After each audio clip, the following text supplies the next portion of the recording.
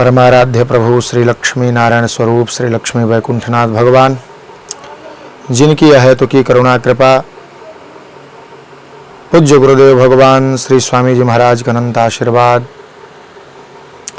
आप तमाम समुपस्थित भक्त श्रोताजन के जन्मार्जित पुण्योदय से संप्राप्त पावन जन्माष्टमी महामहोत्सव के सुअवसर पर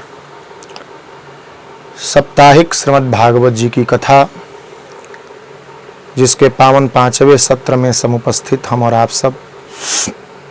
सबको सादर वंदन करते हुए पूज्य गुरुदेव भगवान श्री हरि के श्री चरणों में मानसिक प्रणति निवेदन के साथ आइए भाव से आज के सत्र में हम प्रवेश करें। कल हम और आप सब भगवान के अवतार की चर्चा श्रवण किए।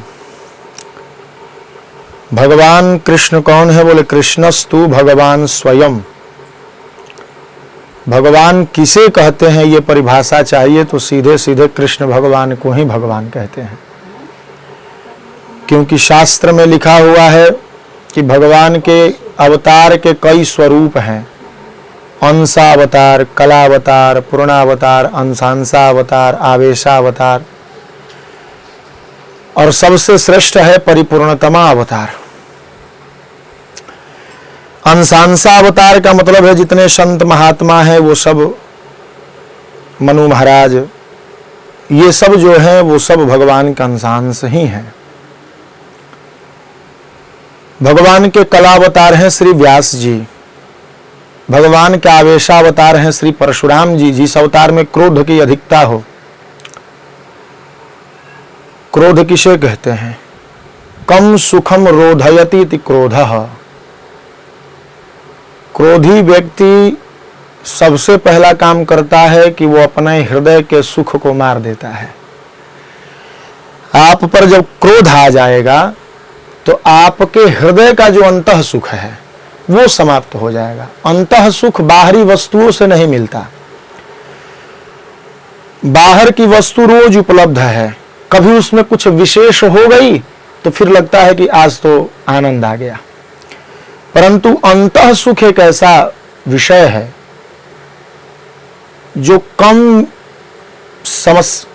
व्यवस्था रहने पर भी, कम अनुकूलता रहने पर भी संतुष्टि के माध्यम से अपने को सुखी मानता है। और जब क्रोध हो जाता है तो व्यक्ति संतुष्ट नहीं रहता, क्योंकि आवश्यकता की आपूर्ति ही क्रोध की उत्पत्ति का कारण है। हम जो सोच रहे हैं वो नहीं हुआ, फिर हम क्रोधित हो जाते हैं। और क्रोध का अर्थ है कम सुखम रोधयति इति क्रोधः। जो हमारे अंतः हृदय का सुख है उसको बाधित कर देता है। जितना देर क्रोध रहेगा हमको चंचल बना देगा, उद्विग्न बना देगा। क्रोध होना चाहिए, कभी कभी क्रोध धर्म हो जाता है। जैसे बच्चे को नहीं मारेंगे तो पढ़ेगा नहीं। तो अति क्रोध वर्जित है। जिस क्रोध से, किसी एक महात्मा का पद है कि एक बार क्रोध भी करिए पर बोध नष्ट ना होवे। अब इतना क्रोध मत कर लीजिए कि खुद से खुद को गोली मार लीजिए, ये ऐसा क्रोध वर्जित है। एक बार क्रोध भी करिए पर बोध नष्ट ना होवे। स्वार्थ भी बुरा नहीं है, औरों को कष्ट ना होवे।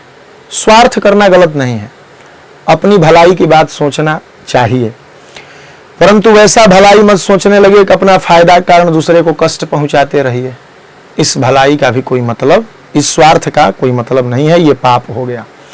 तो अति क्रोध पाप है। पर भगवान परशुराम जी समाज में दुष्ट राजाओं को मार करके और सही नियम सैद्धांतिक राजा जो थे उनके हाथ में सत्ता सौंपी, तो उनका क्रोध जो था वो भारत को एक नई दिशा देने का था, भारत से अधर्मियों के विनाश का था।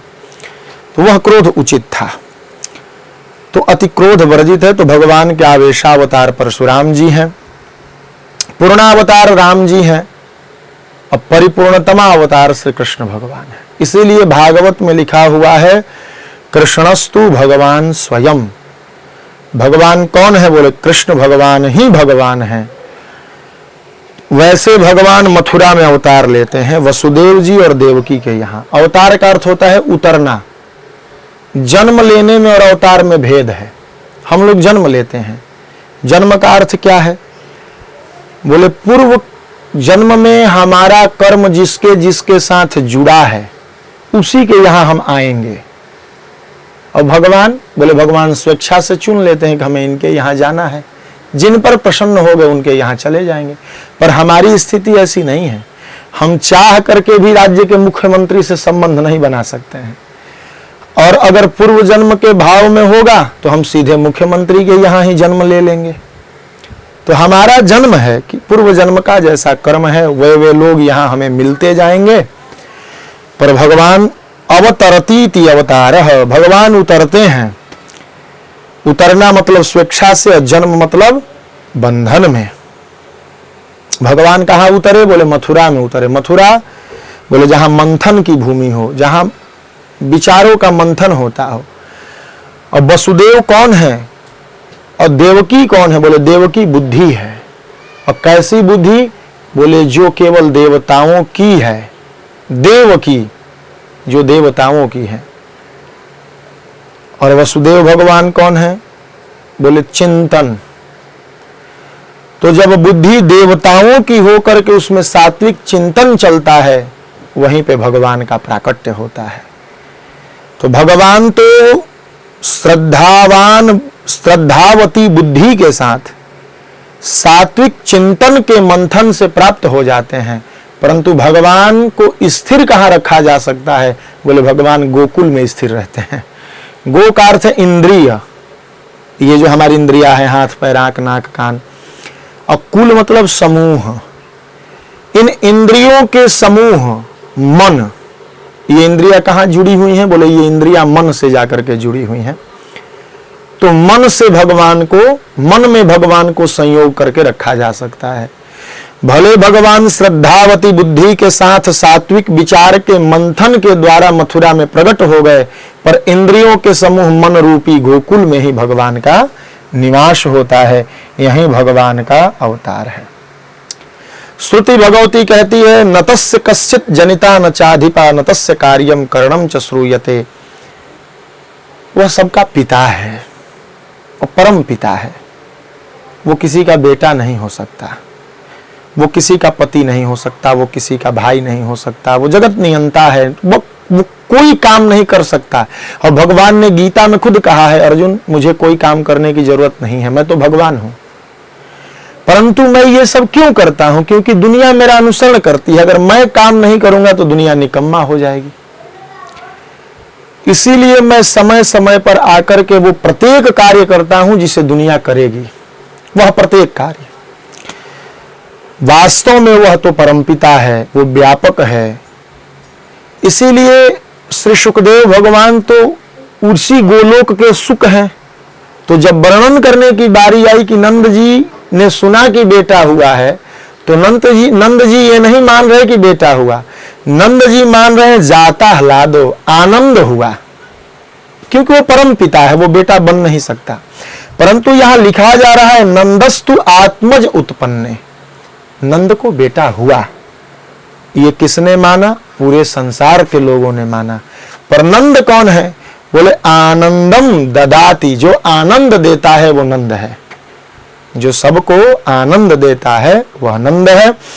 और नंद जी तो जान रहे भैया हमारे यहां आनंद प्रकट हुआ है। और 18 श्लोकों में श्री सुखदेव भगवान ने नंद जी के घर में बच्चा जन्म के बाद क्या क्या हुआ इसका वर्णन किया 18 श्लोकों में। संत तो ऐसा मानते हैं कि जो 18 श्लोक है इसका रोज पाठ कर लिया जाए तो भागवत जी का 18,000 श्लोकों का फल मिल जाएगा। खूब उत्सव मना, कितना उत्सव मना ये कहा नहीं जा सकता। संस्कारों की शुद्धि हुई, ब्राह्मणों की पूजा हुई, दान हुआ, खूब बधाइयां बांटी गई, खूब भोग भंडारा चला। उस भोग भंडारे में सूत मागध बंदीजन सब लोग आए और सब लोग खूब सोना चांदी लेकर के गए। इतना जबरदस्त उत्सव। अच्छा, उत्सव का मतलब 100, इसमें 100 है, तो तालाबी श और व, ये शव लिखा जाएगा तो इसका मतलब मुर्दा हो गया, और दंती स और व लिखा जाएगा सव, इसका मतलब यज्ञ होता है। शब्द दोनों एक ही हैं, बस उच्चारण का भेद है। शव कहेंगे तो मुर्दा हो गया और शव कहेंगे तो यज्ञ हो गया। तो शव मतलब कौन सा यज्ञ, जिसमें सोमरस इत्यादि चढ़ाया जाए। तो भगवान कह रहे नहीं, वह शव, मुझे शव नहीं चाहिए, मुझे क्या चाहिए, बोले उत्कृष्टम शव, उत्सव। भगवान को तो उत्सव चाहिए। और एक बड़ी विशेष बात है, हमारे सनातन धर्म में हम लोग मातम नहीं मनाते। हमारे यहाँ पिताजी बाबा कोई मर भी गया तो उसे भी हम एक उत्सव की तरह लेते हैं। गरुड़ पुराण सुने, पिंड दान करें, खूब भोज भंडारा करवाएं, खूब ये करें, बाजा बजवाएं, ऐसे वैसे। तो हमारे यहाँ मातम नाम की कोई चीज ही नहीं है सनातन संस्कृति में। हम लोग रोज उत्सव करते हैं। इसीलिए शास्त्रों में भगवान की जन्म तिथि तो पता है, पर मृत्यु तिथि नहीं पता भगवान कब गए यहाँ से। राम जी की भी जन्म तिथि पता रामनवमी को, पर धरती छोड़ करके कब गए ये किसी को नहीं पता, न किसी शास्त्र में बताया गया। क्योंकि हमारे यहाँ मातम की परंपरा ही नहीं। ये सब अन्य इस्लाम ईसाई इत्यादि परंपराओं में मातम मनाइए तो ये कीजिए, हमारे यहाँ सिर्फ और सिर्फ उत्सव। और उत्सव का अर्थ है कि उत्कृष्टम सव, सव मतलब यज्ञ, श्रेष्ठ यज्ञ को उत्सव कहा जाता है। इसीलिए हमारे यहाँ मौका ढूंढ ढूंढ करके उत्सव, मौका ढूंढ ढूंढ के उत्सव का मतलब पिताजी मर गए पर आज उनकी तिथि है, चलो भैया पंडित जी बुलाओ, हवन करवाओ, शंख बजवाओ, खूब भोग भंडारा करो, दान करो, उत्सव मना लो। आज बेटा का जन्मदिन है, चलो भैया कथा सुनो, खूब भोग भंडारा करो, उत्सव मना लो। रोज ही उत्सव है। हमारे यहाँ किसी चीज को हम मातम की दृष्टि से नहीं देखते। हाँ, तो हम रोते क्यों हैं? बोले वो हमारा प्रेम है। स्नेह जब सीमा पार करता है तो मूर्त रूप लेता है। जैसे माता जब अपना दुलार खूब उड़ेलने लगती है तो उसका प्रेम दूध बन करके बाहर निकलने लगता है, वहीं बेटा पी लेता है। वहीं जब हमारा प्रेम सीमा पार कर देता है तो प्रेम तो निराकार है, वो दिखाई पड़ता नहीं कि प्रेम है कहाँ।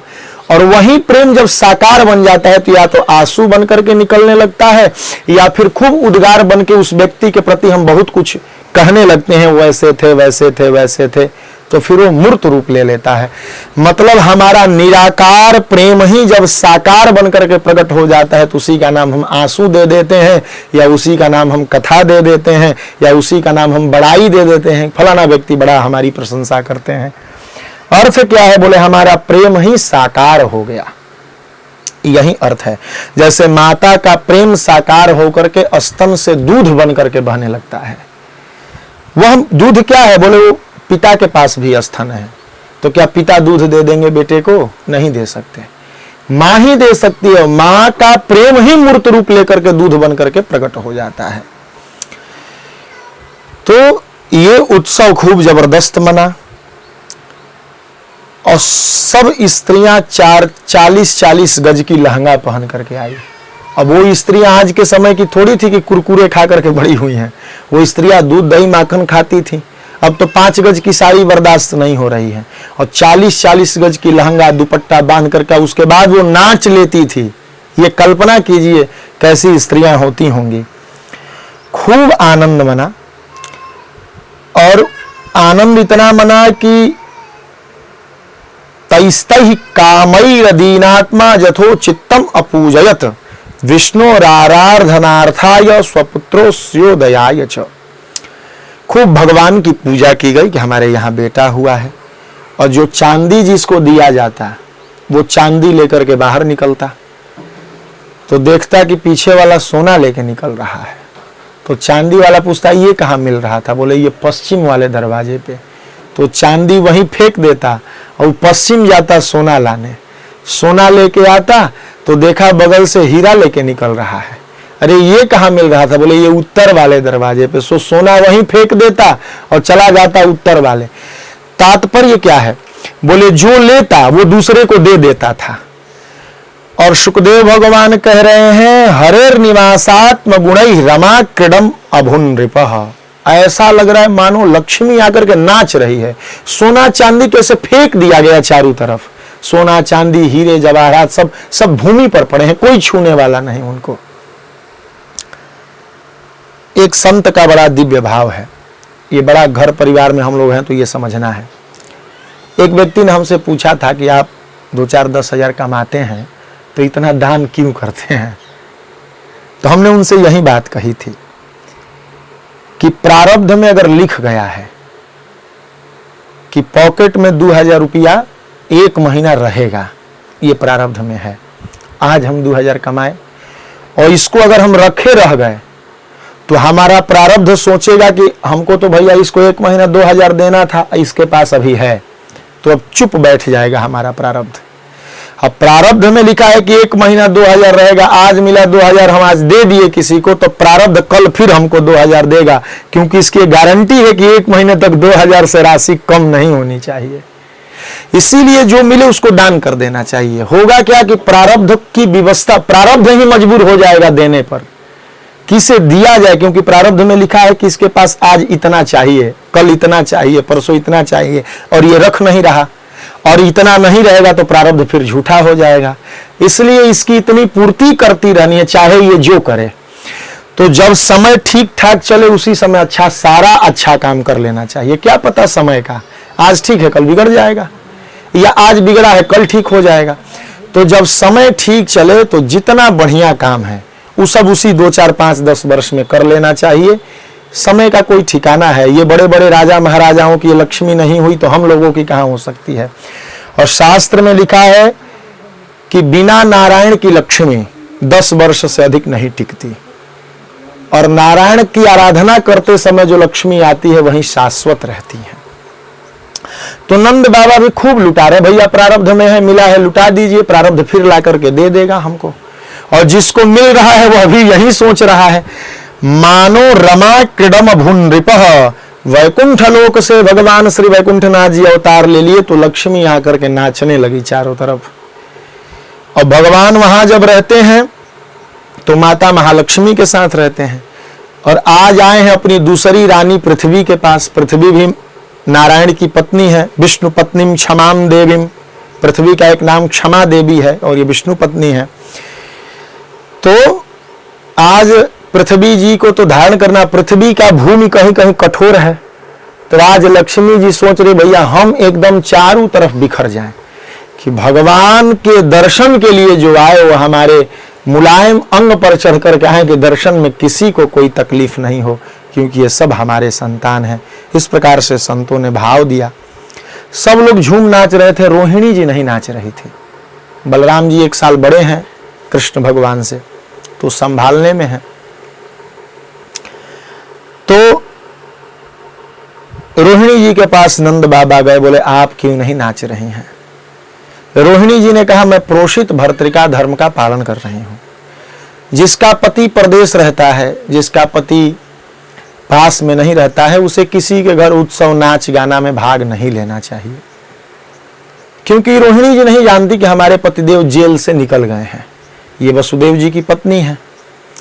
नंद बाबा ने समझाया, तब आकर के रोहिणी जी ने खूब उत्सव मनाया। उत्सव पूर्ण हुआ तो गोप ग्वालों को नंद बाबा ने कहा तुम सब रक्षा करना महल की, गोकुल की, मैं कंस को कर देने जा रहा हूं।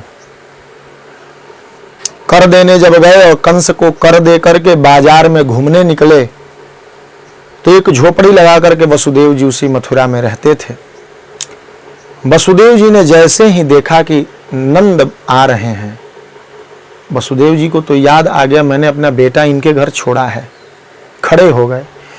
तम दृष्ट्वा सहसोत्थाय देह प्राणमिवागतम, मानो चिंता से प्राण सुख गया था, शरीर का प्राणहीन प्रतीत हो रहे थे, निस्तेज बैठे रहते थे। आज चेहरे पर प्रसन्नता है नंद जी को देख करके, और खड़े होकर के प्रीतः प्रियतमम दोर्भ्याम, दोनों हाथों से उनको गले लगा लिया, पकड़ लिया, और सस्वजे प्रेम विह्वलः, रोने लगे वसुदेव जी।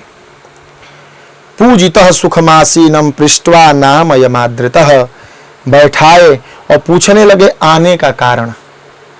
सब बातें हुई, मैं कर देने आया था। वसुदेव जी ने एक भी अपनी दुख की चर्चा नहीं करी, कि मुझ पर क्या दुख है, कंस ने मारा है, कंस ने जेल दिया, मेरे बेटे मार दिए, कुछ बात नहीं। प्रसक्तः धी स्वात्मजयो रिदमाह विषामपते। वो पूछने लगे, हमने सुना है आपको बेटा हुआ है। हाँ महाराज, बुढ़ापे में। खूब बधाई हो नंद जी, आपको बेटा हुआ है। वसुदेव जी ये नहीं कह रहे कि मैं अपना बेटा पहुंचाया हूं। अब मेरी पत्नी रोहिणी को भी बेटा हुआ है। हाँ हाँ हुआ है। वो कैसा है? सब ठीक ठाक है। खूब समझा, खूब खुशियां बांटी। पर नंद जी कहने लगे, महाराज दिष्टया संसार चक्रेस्मिन् वर्तमानः पुनर्भवः। यह संसार का चक्र ऐसा है कि किसी के पास सुख है तो किसी के पास दुख है। आपके 6 बेटों को कंस ने मार दिया, अंत में एक बेटी हुई थी उसको भी मार दिया, हमने सुना है। ऐसा है, ये बड़ी दुख की बात है। देखिए, मित्र के पास जाइए तो मित्र के दुख में दुखी हो जाइए। आप कितना सुख में हैं ये मतलब नहीं, और आप दुखी भी हैं, और मित्र के खुशी में जाइए तो वहां खुश रहिए। अपना दुख उसके माथे पर मत फोड़िए। वसुदेव जी पर अपार दुख है, पर नंद बाबा के यहाँ खुशी है कि बुढ़ापे में बेटा हुआ है। तो ये अपने दुख की चर्चा नहीं, नंद बाबा की खुशी की चर्चा कर रहे हैं। और नंद बाबा को बुढ़ापे में बेटा हुआ है, उससे बड़ी खुशी कुछ नहीं हो सकती। फिर भी वो अपने बेटे की चर्चा न करके वसुदेव जी की दुख की चर्चा कर रहे हैं कि हाय हाय, कंस ने आपको कितना कष्ट दिया। जेन मित्र दुख होई दुखारी तिनहि बिलोकत पातक भारी। जो मित्र के दुख में दुखी न हो, तुलसीदास जी लिखते हैं, उनको देखना पाप है।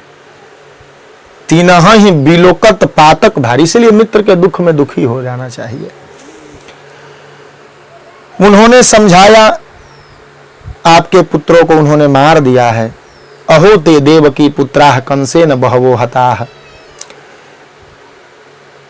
नंद जी के बातों को सुनकर के वसुदेव जी ने कहा, ये सब तो होता रहता है। आपकी गाय, आपका जंगल, आपका घर परिवार सब ठीक है? हाँ ठीक है। तो नेहम स्थेयम बहुतिथम, यहां बहुत दिन तक आप मत रुकिए। क्यों? क्योंकि जब से हमारी बिटिया आकाश में उड़ करके कह करके गई है कि तुम्हें मारने वाला कहीं जन्म ले लिया है, तब से कंस अपने अनुचरों को इधर उधर भेज रहा है। और हमें आप आए टैक्स दे दिए और इससे कह दिए कि मेरे को भी बेटा हुआ है। अब ये कहीं आपके बेटे को ही मेरा बेटा न मान ले, क्योंकि इसे पता है कि हम और आप मित्र हैं। इसलिए संत्युत्पाताश्च गोकुले, मुझे गोकुल में उत्पात होने की आशंका है, आप चले जाइए यहां से। नंद बाबा को समझा करके और गोकुल में भेज दिए वसुदेव जी। इधर कंसेन प्रहिता घोरा पूतना बाल घातिनी। भगवान 6 दिन के हुए हैं। आज छठियार मन रहा है, षष्ठी देवी की पूजा हो रही है, मांग बहुराई का कार्यक्रम हो रहा है, स्नान करी है मैया, बालक को भी नहलाया गया है, पालने में झुलाया गया। और तब तक पूतना को कंस ने भेजा है। कंसेन प्रहिता का अर्थ है कंसेन प्रेषिता। ये पूतना कैसी है? बोले पूतना घोरा है, दुष्ट है। और इसका काम क्या है? बोले पूतना लोक बालघनी, संसार के बालकों को मारती है, राक्षसी है और रुधिरासना है, खून पीती है। जब भूख लगे तो खून पी ले, यही इसका काम है। तो ये पूतना पहुंची और नंद बाबा के यहां से देखी कि गीत मंगल गान सुनाई पड़ रहे हैं, सो उतर गई। उतरी तो देखी कि नंद बाबा ग्वाल बालों को कह के गए हैं कि रक्षा करना। तो ग्वाल बाल कोई भाला, कोई लाठी, कोई डंडा लेकर के चारों तरफ से घेर करके खड़ा है, अब जा नहीं सकती। तब तक से उसने देखा कि योषित्वा माययात्मानं प्राविशत कामचारिणीम, इसमें स्त्रियां जा रही हैं, आ रही हैं, स्त्रियों को कोई नहीं रोक रहा। सुंदर साड़ी पहन करके, कुछ हाथ में बधाई लेकर के जा रही हैं लोग। पूतना समझ गई, औरत बन करके जाऊंगी तो कोई नहीं रोकेगा। सो सुंदर वेश बना ली। कितना सुंदर वेश बनाई? बोले ताम केश बंध व्यतिशक्त मल्लिकाम बृहन नितंबस्तन कृच्छ मध्यमाम।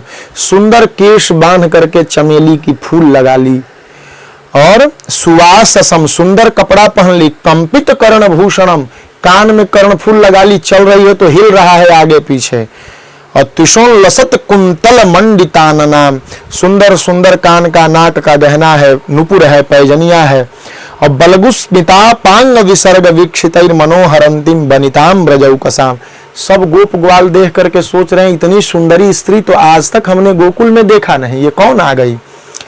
और अमंस तांभोज करेण रूपिणी, हाथ में कमल का फूल लेकर कैसे हिलाती हिलाती जा रही है। एक ग्वाल बाल बोला, अरे भैया हमने तो ऐसी स्त्री देखी नहीं, और ये गोकुल की है नहीं, क्योंकि गोकुल की सब स्त्रियां रोज पानी भरने जाती है, माखन बेचने जाती है, दूध दूहने जाती है, तो सबको सब पहचानते हैं। एक बोला हमने फोटो में देखा है लक्ष्मी जी के हाथ में कमल का फूल रहता है, ये लक्ष्मी है। और गोप्य श्रियम द्रष्टुमिवागताम पतिम, ये जो है ये अपने पति का दर्शन करने आई है, क्योंकि नंद बाबा के यहाँ जो बेटा हुआ है वो साक्षात नारायण जैसा चमकता है। तो यह जो है ये लक्ष्मी ही दर्शन करने आई हैं। चली गई जहां पालने में भगवान सो रहे हैं। यशोदा जी से थोड़ी सी व्यवहार की चर्चा करी, और व्यवहार की चर्चा करके भगवान की ओर बढ़ने लगी। कृष्ण भगवान पालने में सोए हैं और उसी तरफ पूतना जा रही है। पूतना का मतलब क्या है, बोले पूतान अपि नयति, जो पवित्र लोगों को बालकों को हरण करती है उसी का नाम पूतना है। और श्रीमद् वल्लभाचार्य जी सुबोधिनी टीका में लिखते हैं पूतना अविद्या का स्वरूप है, ये अविद्या है, अज्ञान है।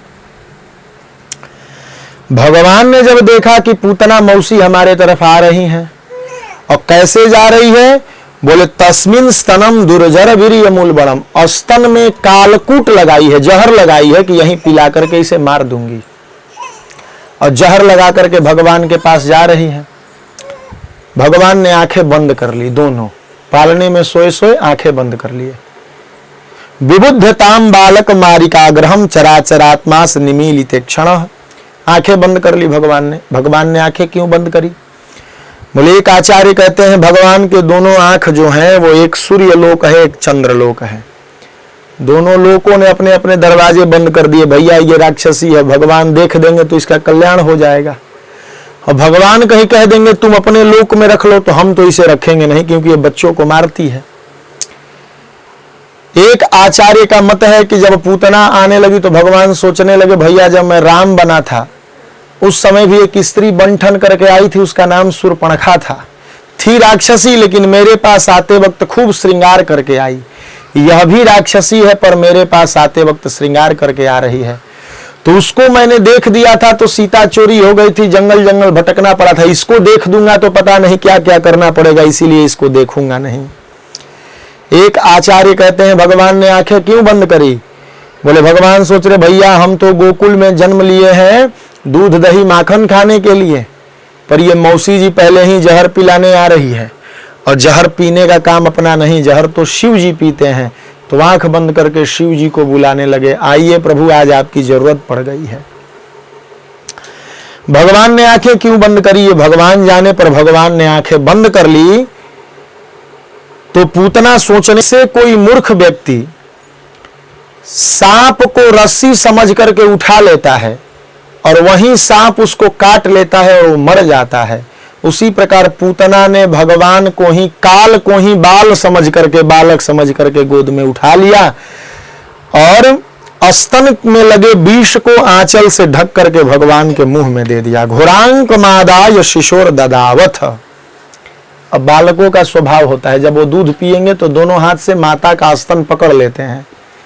दोनों हाथ से भगवान ने पूतना का स्तन पकड़ लिया, और धीरे से नहीं पकड़ा, गाढ़म कराभ्याम, तेज पकड़ा, और भगवान प्रपीड्यतत प्राण ही समम रोष शमन वितोपिवत, शिव जी प्राण पीने लगे और भगवान कृष्ण दूध पीने लगे। और भगवान दूध के साथ साथ जितने जीवों को उसने मारा था उस सबको खींच लिया अपने अंदर, सबको सायुज्य मुक्ति दे दिया। अब जब पूतना को लगने लगा अब तो मैं मर जाऊंगी, ये तो बालक मेरा प्राण खींच रहा है, तो मुंच मुंच कहने लगी, छोड़ो छोड़ो छोड़ो। जैसे किसी को भूत पकड़ लेता है तो उसको मुंच मुंच इत्यादि मंत्रों से छुड़वाया जाता है कि हे भूत तू छोड़ दे इसे। तो आज भूत ही चिल्ला रहा है कि मुझे छोड़ो भैया, हम कहाँ आके फंस गए इधर। आज पूतना चिल्ला रही है, हमें छोड़ दो हमें छोड़ दो। भगवान बोले भैया देखो हम तो पहले किसी को पकड़ते नहीं, जिसको पकड़ लेते हैं उसको छोड़ते नहीं, और तुम जबरदस्ती पकड़वाने आई थी, आज हमने पकड़ लिया है। और निष्पीड्यमाना अखिल जीव बर्मणि विवृत्य नेत्रे, दोनों आंखें बाहर निकल गई। चरणौ भुजौ मुंह हाथ पैर तेज तेज पटकने लगी। और प्रस्विन्न गात्रा, प्रस्विन कहते हैं पसीने को संस्कृत में, पसीना निकल गया पूरे शरीर से और रोने लगी, हाय हाय करने लगी।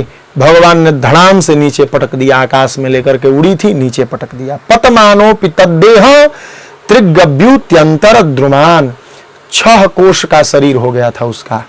6 कोश का मतलब एक तो 6 कोश हो गया दूरी 18 किलोमीटर, और शास्त्र के हिसाब से हम सब का जो शरीर है वो 5 कोश का होता है।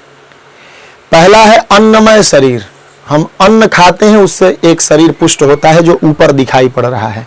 अन्न नहीं देंगे तो भीतर का तो शरीर खूब मजबूत रहेगा पर ऊपर का शरीर कमजोर हो जाएगा, अन्नमय कोश। दूसरा है प्राणमय कोश, प्राण मतलब हवा, हवा का शरीर है एक। तीसरा है मनोमय शरीर, मन का शरीर है। चौथा है विज्ञानमय शरीर, विज्ञान मतलब बुद्धि का शरीर, हम कुछ सोचते हैं, वो चौथा है। और 5वां है आनंदमय शरीर, हम कुछ सुख भोगते हैं। 5 जगह हमारा निवास है, एक प्राण में, एक अन्न में, एक मन में, एक बुद्धि में और एक आनंद में। पर पूतना का 6 कोश क्या है? बोले इन 5 के बाद उसका एक और कोश है ममतामय। ममतामय मतलब कंस से उसको मोह है, वो जान रही है बालक को मारना गलत है, फिर कभी कभी कोई मोह में फंस जाता है तो गलत काम, जैसे शरीर के मोह में कोई पड़ गया है तो जान रहा है कि ये गलत है, फिर भी शरीर को मोटा करने के लिए, पुष्ट करने के लिए खूब इधर का खाना उधर का खाना, ऐसा खाना वैसा खाना खाते रहता है। तो ये इसका एक 6 कोश क्या है? बोले ये कंस के ममता में पड़ी हुई है। तो सामान्य जीव के तो 5 कोश हैं, अन्नमय, प्राणमय, मनोमय, विज्ञानमय और आनंदमय, पर इसका 6 कोश का शरीर हो गया त्रिगभ्युत्यंतर द्रुमान, मतलब इसके पास एक कंस का ममतामय कोश भी बन गया। आज 6 कोश चकनाचूर हो गए इसके। चूर्णयामास राजेंद्र महदासित तदद्भुतम, चूर्ण चूर्ण हो गई। और जैसे कोई बालक को देख करके, सब गोपियां भगवान को उतना ही मानती हैं जितनी जसोदा जी के साथ रहती है, सबको लगता है ये मेरा बेटा है। एक गोपी दौड़ी दौड़ी गई और जहां गिरी पड़ी थी वहां से भगवान को उठा करके लाई। भगवान उसके छाती पर खेल रहे थे और गोमूत्रेण स्नापयित्वा पुनर्गोरज सार्भकम, और भगवान को गाय के अंग उपांगों से रक्षा किया गया। भगवान के शरीर में गाय के खूर की मिट्टी लगाई गई कि इनको भूत पकड़ लिया है, राक्षसी छू दी है। गाय के मूत्र से स्नान करवाया गया और गाय के पूंछ के बाल से ऐसे ऐसे भगवान को मैया झाड़ रही है, भगवान का ही नाम ले लेकर के कि हे नारायण मेरे बेटे की रक्षा करो, हे महापुरुष मेरे बेटे की रक्षा करो, हे ऋषिकेश मेरे बेटे की रक्षा करो, और हे प्रश्नी गर्भ मेरे, प्रश्नी गर्भ भगवान खुद हैं। प्रश्नी जब देवकी माता प्रश्नी थी तो जन्म लिए थे, आज इनको प्रश्नी गर्भस्तुते बुद्धिम आत्मानम भगवान परह, हे प्रश्नी गर्भ भगवान हमारे बेटे की रक्षा करो। इस प्रकार से और यशोदा मैया उदास पड़ी हैं, बेहोश पड़ी हैं कि मेरा बेटा तो आज मर गया।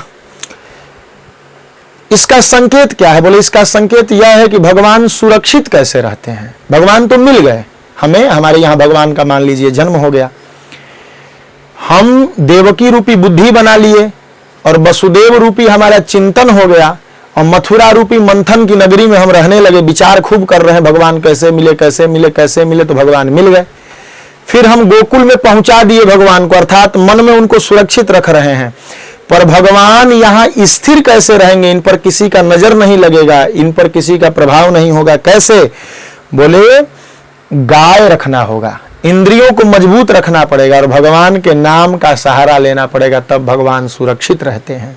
इसका संकेत यही है। और श्री सुखदेव भगवान कहते हैं तब तक नंद जी आ गए। इधर गोपियां यशोदा जी से करें, यशोदा जगो तुम्हारा लाल को कुछ हुआ नहीं है। यशोदा स्वप्न दृष्टा महोत्पाता, सोच रही है कि हम स्वप्न देख रहे हैं कि कोई गोपी आकर के मुझसे कह रही है कि तुम्हारे बेटे को कुछ नहीं हुआ। गोपियां समझ गई जब तक हम पालने में कृष्ण को नहीं दिखाएंगी तब तक यशोदा जी की बेहोशी दूर नहीं होगी। पालने में ले जाकर के सुला दी और जाकर के बोली देखो तेरा लाला सोया हुआ है।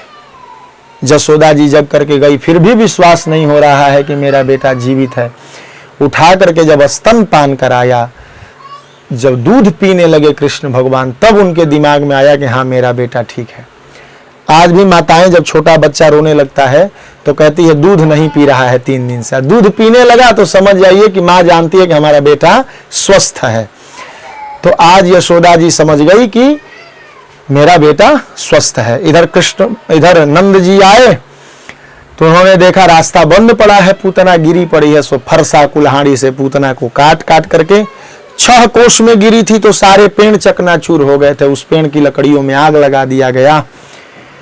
और दह्यमानस्य देहस्य धूमश्चागुरु सौरभः, जब पूतना के शरीर से धुआं निकला उसमें सुगंध था, क्योंकि भगवान ने स्पर्श कर दिया था, भगवान ने छू दिया था। तो भगवान जिसको छू दे उसका कल्याण हो जाता है। सुखदेव भगवान इस कथा के माध्यम से ये बताना चाहते हैं कि भगवान किसी का बेटा नहीं बन सकता। भाव में वो बेटा है, भाव में वो पति है, भाव में कोई पिता मान लेता है, वो जो है वही है। पर भाव ग्राही जनार्दन, भगवान विष्णु को भाव प्रिय है। और जो मित्र मान लिया तो मित्रता निभाने लगे, भाई मान लिया तो भाई की तरह एकदम काम करेंगे। तो भगवान यहां ये जो नंद यशोदा है ये बेटा मान लिए हैं और भगवान प्रकट हो गए। अर्थ क्या बनता है कि जो लोग झूठ मूठ का दिखावा करने के लिए भी भगवान की पूजा कर लेते हैं, भगवान उनका कल्याण कर देते हैं। दिखावा करने के लिए भी, पूतना दिखावा करने के लिए ही भगवान को दूध पिलाई।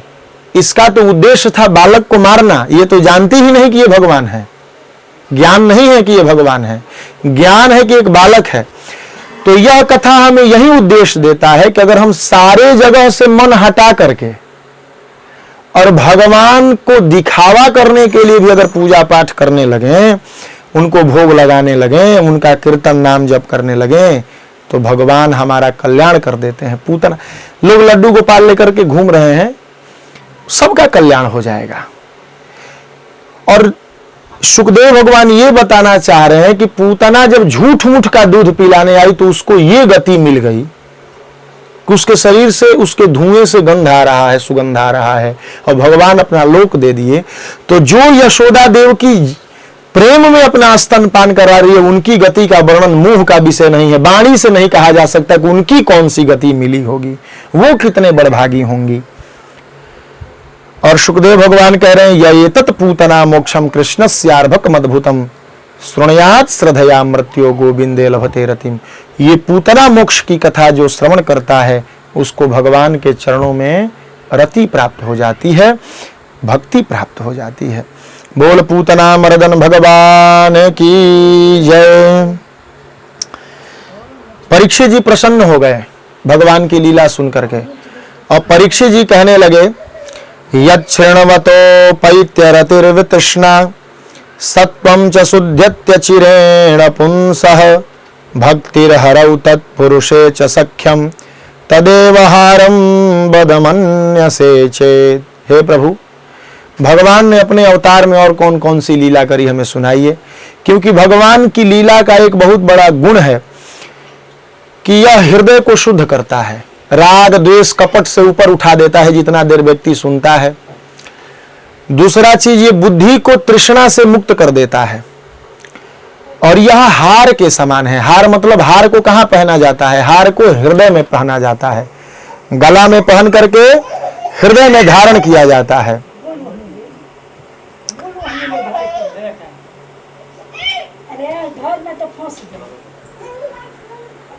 हार को हृदय में धारण किया जाता है।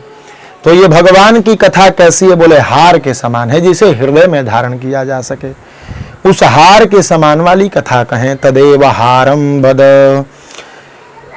तो श्री सुखदेव भगवान कहने लगे कि 3 महीने पर भगवान का जन्म नक्षत्र आया, नक्षत्र मास कहते हैं। हमारे यहां अलग अलग महीना है, हम लोग 30 दिन का ही महीना नहीं मनाते। नक्षत्र का जो महीना है वो 27वें दिन आ जाता है। जो बालक 27वां में पड़ जाता है तो कहा जाता है आज के 27वां दिन फिर ये नक्षत्र आएगा, तो उसका महीना 27वें दिन पे लग जाता है, उसको नक्षत्र मास कहते हैं। सौर्य मास जो है वो 12 महीनों का 12 राशियों के अनुसार चलता है, और चंद्रमास जो है वो पक्ष के हिसाब से चलता है। कभी 28 दिन का होगा, कभी 29 दिन का होगा, कृष्ण पक्ष और शुक्ल पक्ष के अनुसार चलता है। तो ये हमारा अलग अलग मास है। तो आज नक्षत्र मास है, रोहिणी नक्षत्र में भगवान का जन्म हुआ है और 3 महीने बाद रोहिणी नक्षत्र आ गई, तो भगवान ने करवट बदल दिया। अब मैया को खूब खुशी मिली, आज मेरा बेटा अपने से करवट बदला है। नगर में बुलावा भेजा, सबको लेकर के आओ और आज बधाई गान होगा। और दूध पिला करके मैया ने भगवान को पालना में सुला दिया और पालने को बैलगाड़ी में ले जाकर के बाहर लटका दिया। और बैलगाड़ी के ऊपर दूध दही माखन रखा हुआ है। देखिए, ये जो भागवत की कथा है, ये जीवन में एक एक संकेत देती है हमें। हम लोग बहुत जल्द एक कथा किया जाएगा जिसमें श्रीमद् भागवत का जीवन में प्रभाव, ये टाइटल रहेगा, और एक एक कथा जीवन में क्या कह रही है, इस विषय को पूरा एक लंबा एपिसोड 30, 35, 40 किया जाएगा। तो डाल करके और अंदर मैया विधि में लग गई, और भगवान जहां लटके हैं उसके बगल वाले घर में रोहिणी जी रहती हैं। तो रोहिणी जी बलराम जी को लेकर के निकली, तो बलराम भैया ने देखे कि अरे ये तो कृष्ण सो रहे हैं। तो भगवान बलराम वहीं रोने लगे, तो रुक गई रोहिणी जी। अब रोहिणी जी रुक गई तो भगवान भी जग गए। अब भगवान जग करके बलराम जी को और कृष्ण भगवान को आज पहली बार एकदम आमने सामने 3 महीने में कराया गया। अब जैसे ही माता लेकर के बलराम जी को आगे बढ़ती तो कृष्ण भी तेज तेज रोने लगते और बलराम भी तेज तेज रोने लगते। समझ गई मैया ये दोनों एक साथ रहना चाह रहे हैं, तो आज दोनों को एक ही पालने में सुला दिया गया। एक सांवले हैं, एक गोरे हैं। भगवान बलराम जी थोड़े बड़े हैं तो कृष्ण भगवान को गोद में पकड़ करके सो गए। कुछ देर के बाद भगवान जगे, तो भगवान ने देखा भैया संसार के लोगों की गजब विडंबना है। मैं मिल गया हूं फिर भी लोग विधि में फंसे पड़े हैं। घर में मां विधि कर रही है और भगवान को निकाल करके बाहर रख दी है। तो भगवान जी से मिल जाते हैं, उसे छोड़ते नहीं। भगवान बोले मैया को संकेत देना चाहिए कि उस विधि के द्वारा जिसको खुश करना चाहती हो वो यहां पालने में लटक रहा है, इसलिए किसको खुश करने के चक्कर में पड़ी हो। और भगवान ने सोचा प्रभु हमको नीचे रख करके हमसे ऊपर संसार की वस्तु को ये लोग समझ रहे हैं, तभी तो बैलगाड़ी के नीचे हम हैं और हमारे ऊपर दूध दही माखन रखा हुआ है। संसार के लोगों की बुद्धि देखिए, और यही सच्चाई है। हम लोग भगवान को नीचे रख देते हैं। भगवान मतलब आत्मा। हम लोग पहले शरीर को प्रधान मानते हैं, ऊपर वाले को, संसार की वस्तु को हम प्रधान मानने लगते हैं। हाथ ठीक रहना चाहिए, चेहरा ठीक रहना चाहिए। अरे अपनी तो बात छोड़िए, बड़े बड़े कथावाचक जो बैठ करके उपदेश करेंगे, वो फेशियल करा करके मंच पे आएंगे, एकदम तगड़ा आना चाहिए भाई कैमरे में चाहे जो। अरे कथा कथा है, तो ऊपर की संपत्ति को हम बड़ा महत्व दे देते हैं, अंदर वाले ईश्वर को हम कम महत्व दे रहे हैं। तो भगवान ने क्या किया, बोले भगवान जगे और जगते के साथ ही रोए, कोई आया नहीं, तो एक लात मारे सो बैलगाड़ी उड़ गई आकाश में। धड़ाम से बैलगाड़ी गिरी नीचे, आवाज हुआ तो सब लोग आए भागे भागे बाहर, देखे बैलगाड़ी टूटी पड़ी है और भगवान नीचे लौट रहे हैं। ग्वाल बालों से पूछा गया हुआ कैसे, छोटे छोटे बालक खेल रहे थे। बालकों ने कहा मैया यशोदा ये जो तेरा लाला है ये पहले जगा, जगने के बाद रोया, और रोने के बाद कोई आया नहीं तो एक लात मारा सो बैलगाड़ी उड़ गई। रूदताने न पादे न क्षिप्तमेतन न संशयः। मैया कहने लगी तुम्हारे आंखों में रोग हो गया है, 3 महीना का बालक बैलगाड़ी कैसे उड़ा लेगा। नते श्रद्धिरे गोपा बाल भाषित मित्युतः।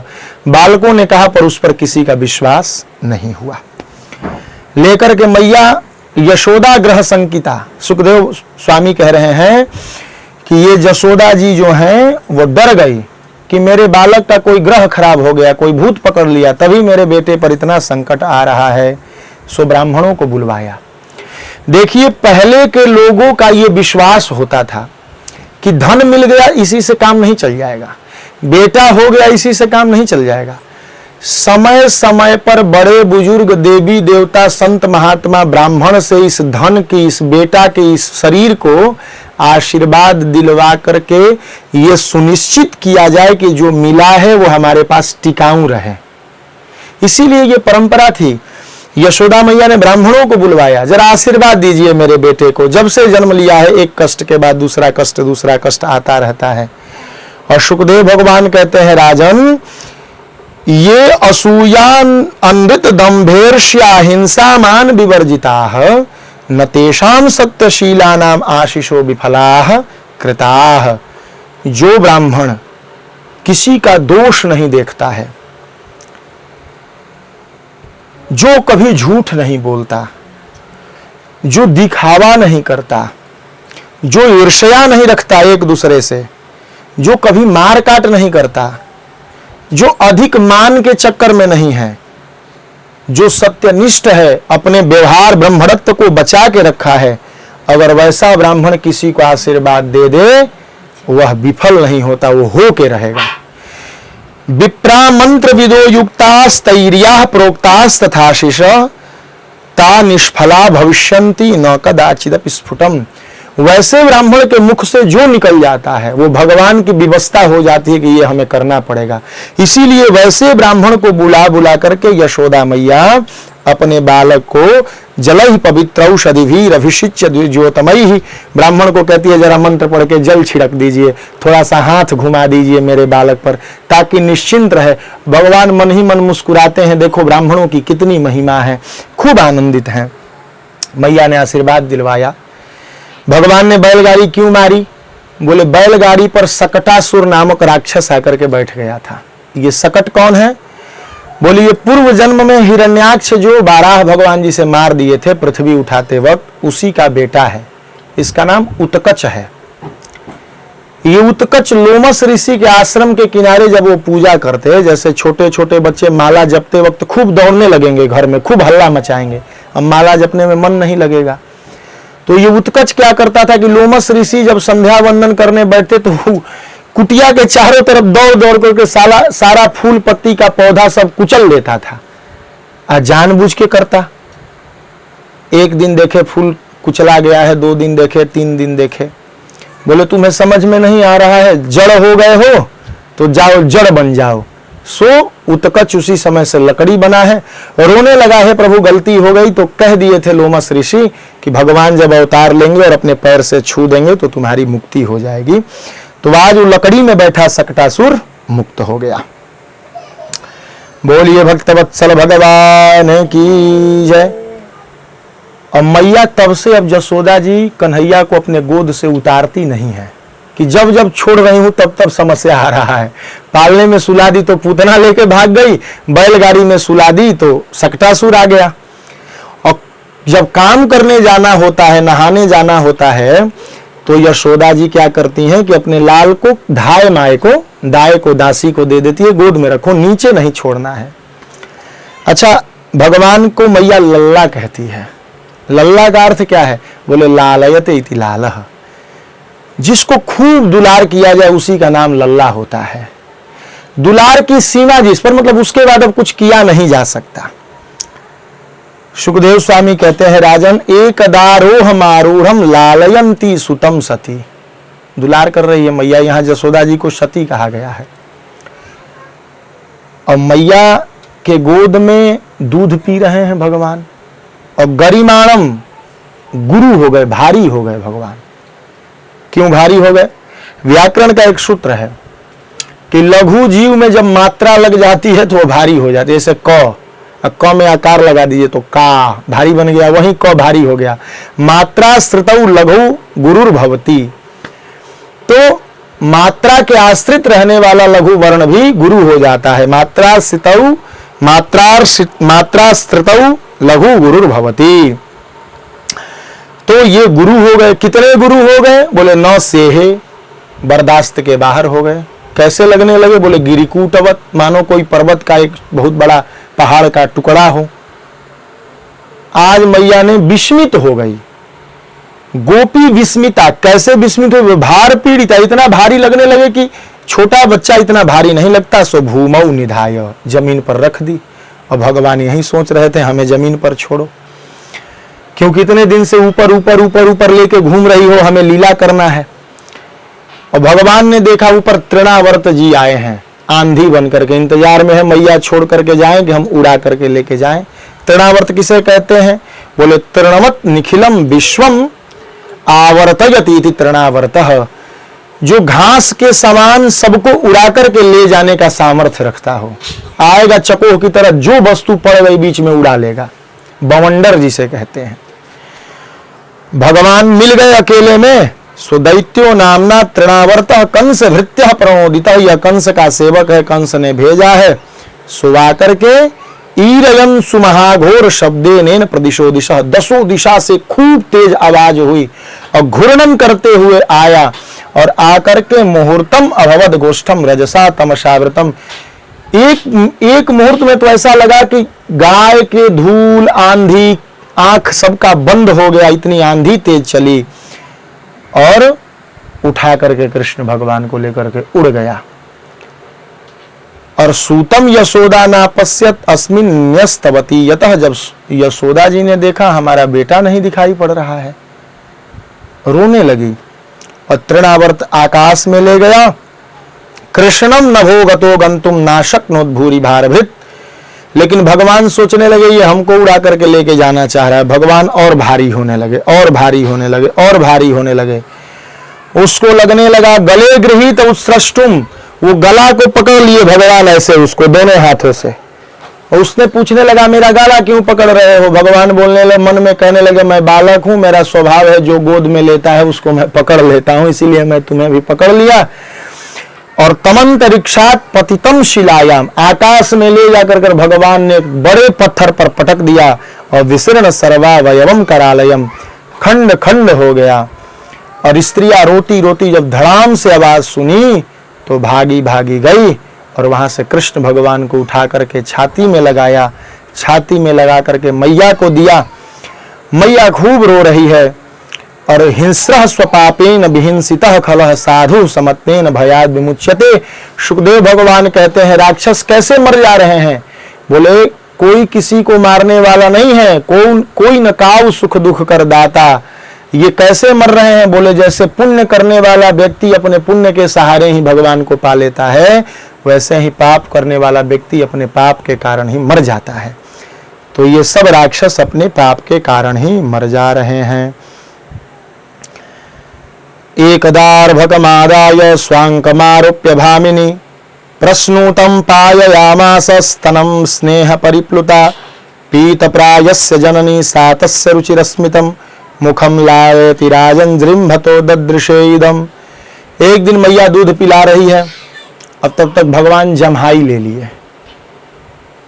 देखिए माताओं को दूध पिलाते पिलाते दूध छुड़ाना नहीं आता है सब माताओं को। मैया ने इतने हिसाब से दूध छुड़ाया कि लाला जगे भी नहीं। और माताओं को ये ध्यान रखना चाहिए क्योंकि उसको तो अपने पेट का अंदाजा है नहीं, वो तो खूब पिएगा। तो माताओं को ये ज्ञान होना चाहिए कितना दूध पिलाना है कि इसका स्वास्थ्य खराब ना हो। और मैया तो कुशल है, मैया ने अपने आस्ते से स्तन को निकाला मुख से। तो भगवान सोने का नाटक करते हुए जम्हाई ले लिए तो मुंह में पूरा विश्व प्रपंच दिखाई पड़ गया, पहाड़, नदी, नाला, जंगल, बगीचा सब। मैया बार बार खम रोदसी ज्योतिरग्नि कमासाह सूर्येन्दु बन्ही स्वसनाम बुधिश्च द्वीपान नगास तद्दुहित्री बनानी भूतानि यान स्थिर जंगमानी। सब लोग सब कुछ दिखाई पड़ने लगा। मैया सोचने लगी ये मैं क्या देख रही हूं। तब तक भगवान ने माया को समेटा, मानो भगवान ये बताना चाहे मैया तुम मुख से दूध क्यों छुड़ा रही है? मैं अकेले थोड़ी तुम्हारा दूध पी रहा हूं, पूरा विश्व प्रपंच मैं पी रहा हूं तो तेरा दूध पी करके पोषित हो रहा है। मैं तुझे लग रहा है मेरा पेट भर गया, पर मेरी दुनिया बहुत बड़ी है माता, पी लेने दे, मेरे ब्याज से ही सब कुछ, सब लोग तेरे दूध को पा करके तृप्त हो रहे हैं। बोल करुणा सिंधु भगवान की जय। इधर वसुदेव जी मथुरा में अपने पुरोहित गर्गाचार्य जी के पास गए और गर्गाचार्य जी से जाकर के बोले प्रभु देखिए गुरु से कपट और मित्र से चोरी की हुई आन्हर की हुई कोरही। गुरु से कपट नहीं करना चाहिए और मित्र से चोरी नहीं करनी चाहिए। वसुदेव जी ने सोचा सबसे तो छिपा के रखा हूं कि 8वां बेटी हुई थी, मर गई, पर ये गुरु से छिपाने लायक नहीं है, सो गुरु जी से जाकर के बता दिया। गर्गाचार्य जी को प्रणाम किया, बोले गुरु जी एक बात आज तक छिपाई थी और छिपाना मजबूरी था कि कंस मार देता, पर आप गुरु हैं, मैं अपने बेटे को नंद के यहाँ छोड़ करके आया हूँ, हमारे मित्र हैं और बड़ी पत्नी रोहिणी भी वहीं रहती है, उनको भी एक बेटा है, वो दोनों बेटा हमारे हैं, पर ये नंद राय जी नहीं जानते, इसलिए आप जाइए और आप दोनों का नाम रख के चले आइए।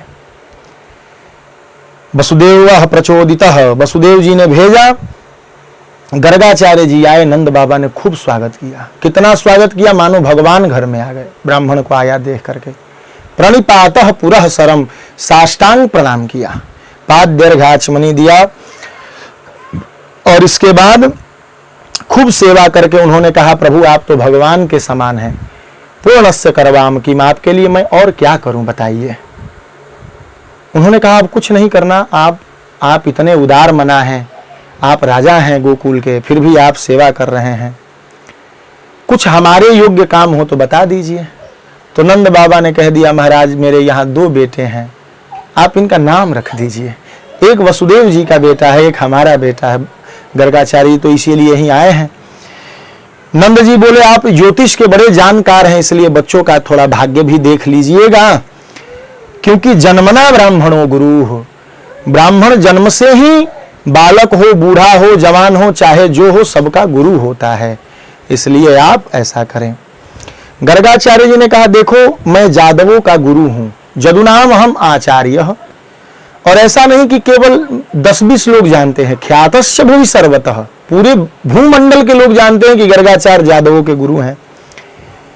और अगर मैं इन बच्चों का नाम रखूंगा तो कंस ये जानता है कि नंद जी और वसुदेव जी पक्के मित्र हैं, और आपने कंस से कहा है कि मेरे घर बेटा हुआ है जब आप टैक्स देने गए थे, और आज मैं नाम रख दूंगा तो उसे पक्का विश्वास हो जाएगा, ते मन्यते देवकी सुतम, और जोग माया ने कहीं दिया है कि कहीं जन्म लिया है, तो जोग माया ने कहा है कि कहीं जन्म लिया है, और कंस जानता है नंद वसुदेव मित्र हैं, और आपने कह दिया मेरे घर बेटा हुआ है, तो उसे शक थोड़ी सी है, और मैं नाम रख दूंगा तो उसका शक प्रमाणित हो जाएगा, इसलिए मुझसे नाम मत रखवाओ, क्योंकि कंसः पापमति सख्यम तब चाणक दुंदुभे, कंस पापमती है और आप और वसुदेव जी मित्र हैं, और देवक्या अष्टमो गर्भो न स्त्री भवितुम अर्हति, कंस समझ जाएगा कि 8वें गर्भ के रूप में बेटी नहीं हुई थी।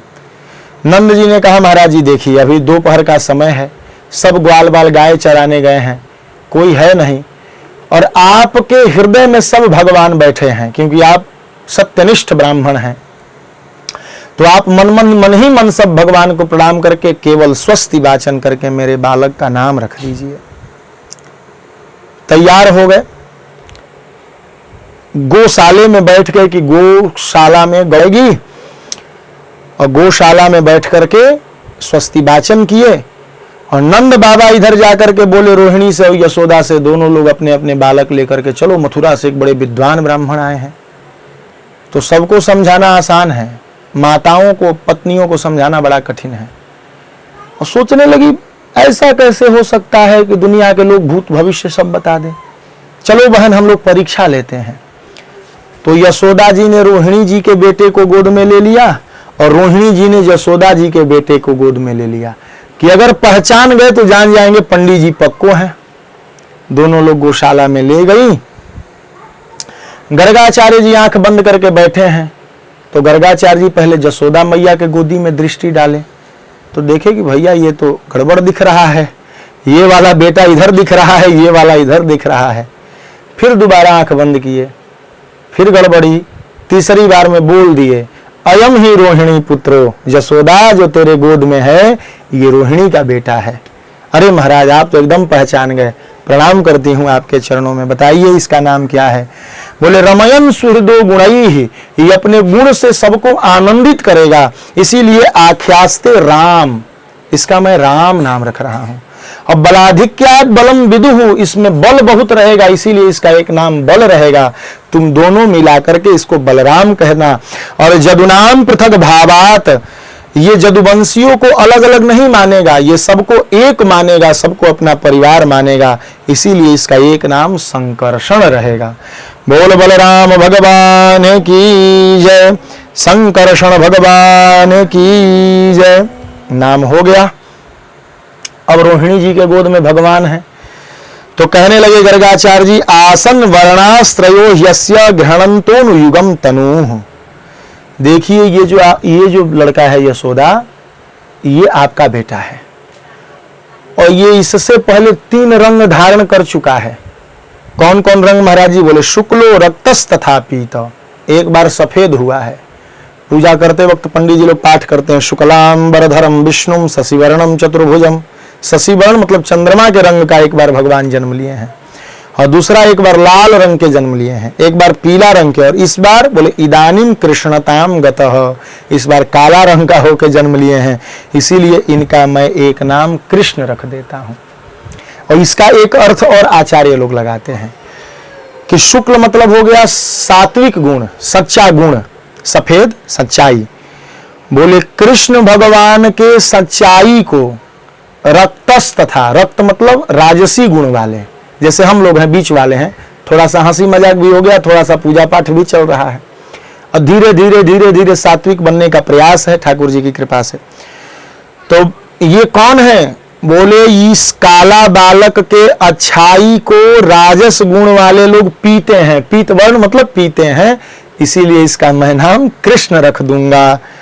और इसका जन्म हुआ है रोहिणी नक्षत्र के दूसरे चरण में। तो दूसरा चरण कौन है महाराज जी? राशि का नाम क्या होगा? बोले ओ बा बी बू। रोहिणी के 4 अक्षर होते हैं, ओ बा, तो बा अक्षर में इसका जन्म है, तो इसीलिए इसका एक नाम मैं वासुदेव रख देता हूं।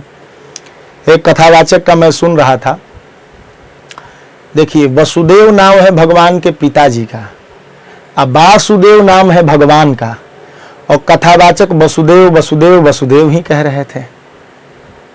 तो मैं सोशल मीडिया में देख रहा था, ऐसा नहीं होना चाहिए। नाम वसुदेव कह देने से भगवान के पिता का बोध हो गया, और वासुदेव नाम है भगवान का, जो वसुदेव के पुत्र हैं वो वासुदेव।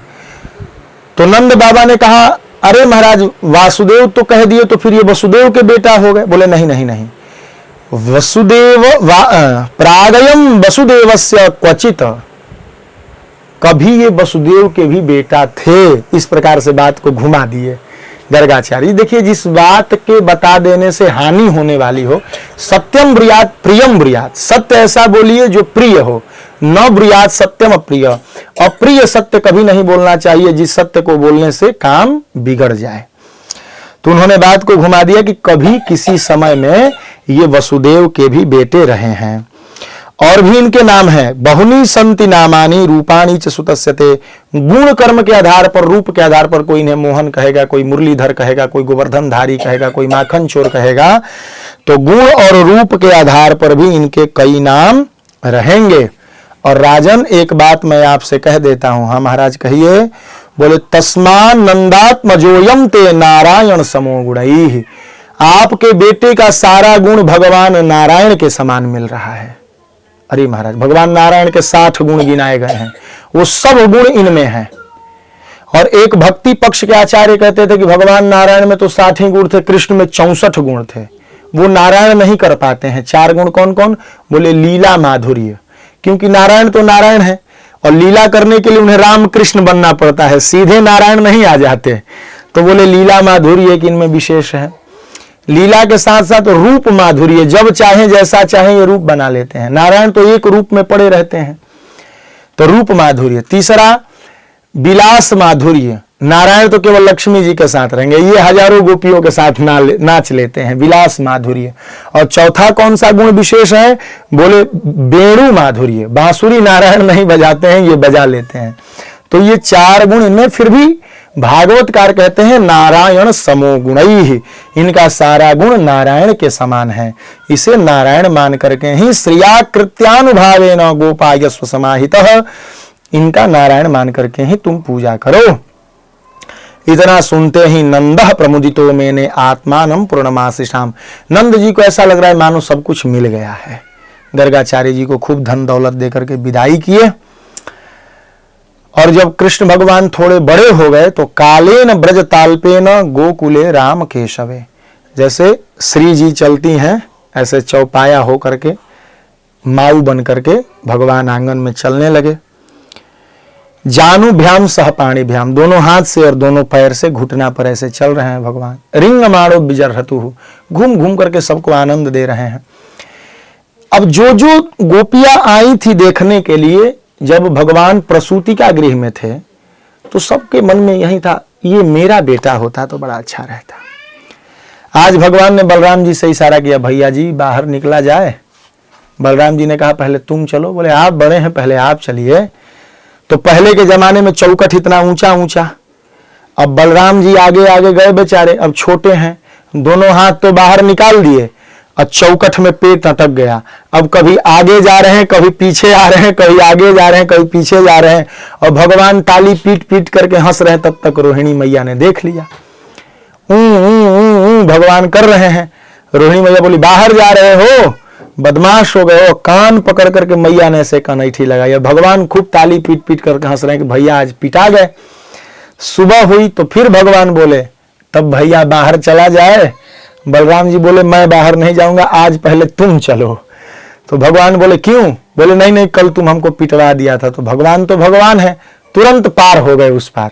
तो जैसे कृष्ण भगवान पार हुए थे ऐसे घुलटिया लगा करके, उसी तरह बलराम जी पार हुए। और गली में जो जो गोपी बाजार करने जाती, सबको माँ माँ माँ कह करके भगवान और बलराम जी पीछा करते, और गोपियों को बड़ा आनंद आता। फिर गोपियां गोद में लेकर के आती और जशोदा को देती। ध्यान नहीं है, बालक को गाय मार देगी, बछड़े मार देंगे, बालक गली में निकला हुआ है, ऐसा कह करके दे देती और खूब सुख मानती। एक दिन कन्हैया बलराम गौशाले में चले गए और भगवान ने गोबर उठा उठा करके पूरे बलराम जी के शरीर में लगा दिया, बलराम जी ने कृष्ण भगवान के शरीर में लगा दिया। और गोबर से लथपथ होकर के दोनों भाई खेल रहे हैं। तब तक मैया की दृष्टि पड़ी, उठा करके लगे, दोनों लोगों को मारी। सुखदेव भगवान करे जो भगवान के डर से दुनिया कांपती है, वो जसोदा जी के डर से रोते हैं। और नहला धुला करके फिर पीत झगुरिया पहना करके खूब बढ़िया सांगन में लौटाती है। मैया मारते मारते कह रही है क्यों रे लाला, तू पूर्व जन्म का सूकर है क्या? सुअर की तरह मिट्टी गोबर नाली में रहने का मन कर रहा है। भगवान मुस्कुरा मुस्कुरा करके मन में कहते हैं मैया तुम ठीक कह रही हो। पंकांग राग रुचिरा उपगुह्य दुर्भ्याम, दोनों हाथ में मैया ले रही है। भगवान मुस्कुरा कह रहे मैया तुम ठीक पहचान रही हो, मैं पूर्व जन्म का सुअर ही हूं, मैं पृथ्वी निकालने के लिए सुअर ही बना था, इसीलिए आज तक अभ्यास है नाली का कीड़ा बना पड़ा हूं। ऐसा भगवान मन ही मन हंसते रहते हैं। एक दिन भगवान गए गौशाला में और गाय का सिंह पकड़ लिए और गाय खड़ी हो गई, सो लटक गए उसी पे। अब बलराम जी ताली पीट रहे, वाह भैया बड़ा मजा आ रहा है, बड़ा मजा आ रहा है। भगवान रोने लगे तो मैया उतार करके अंदर ले गई। एक दिन बलराम जी और कृष्ण भगवान दोनों खेल रहे थे।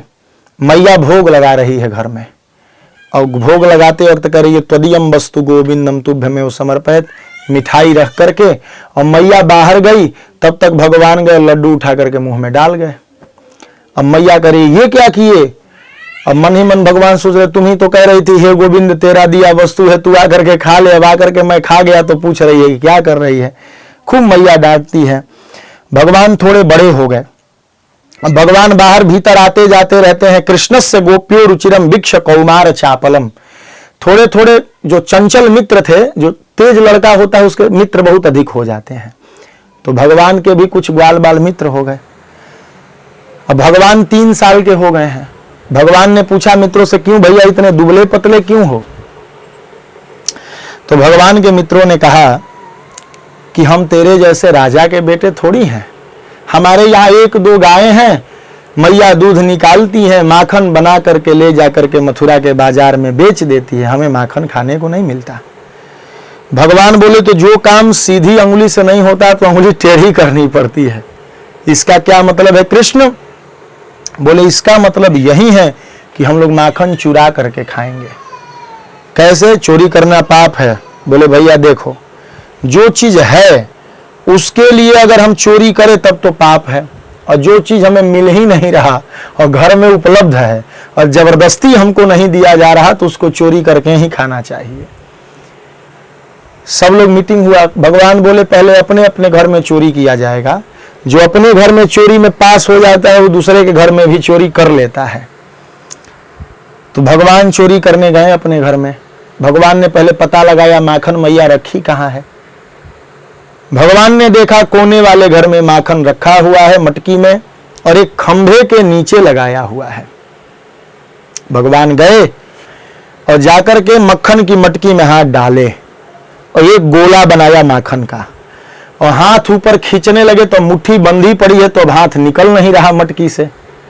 और तब तक खंभे पर मणि का खंभा था तो परछाई दिख गई भगवान की।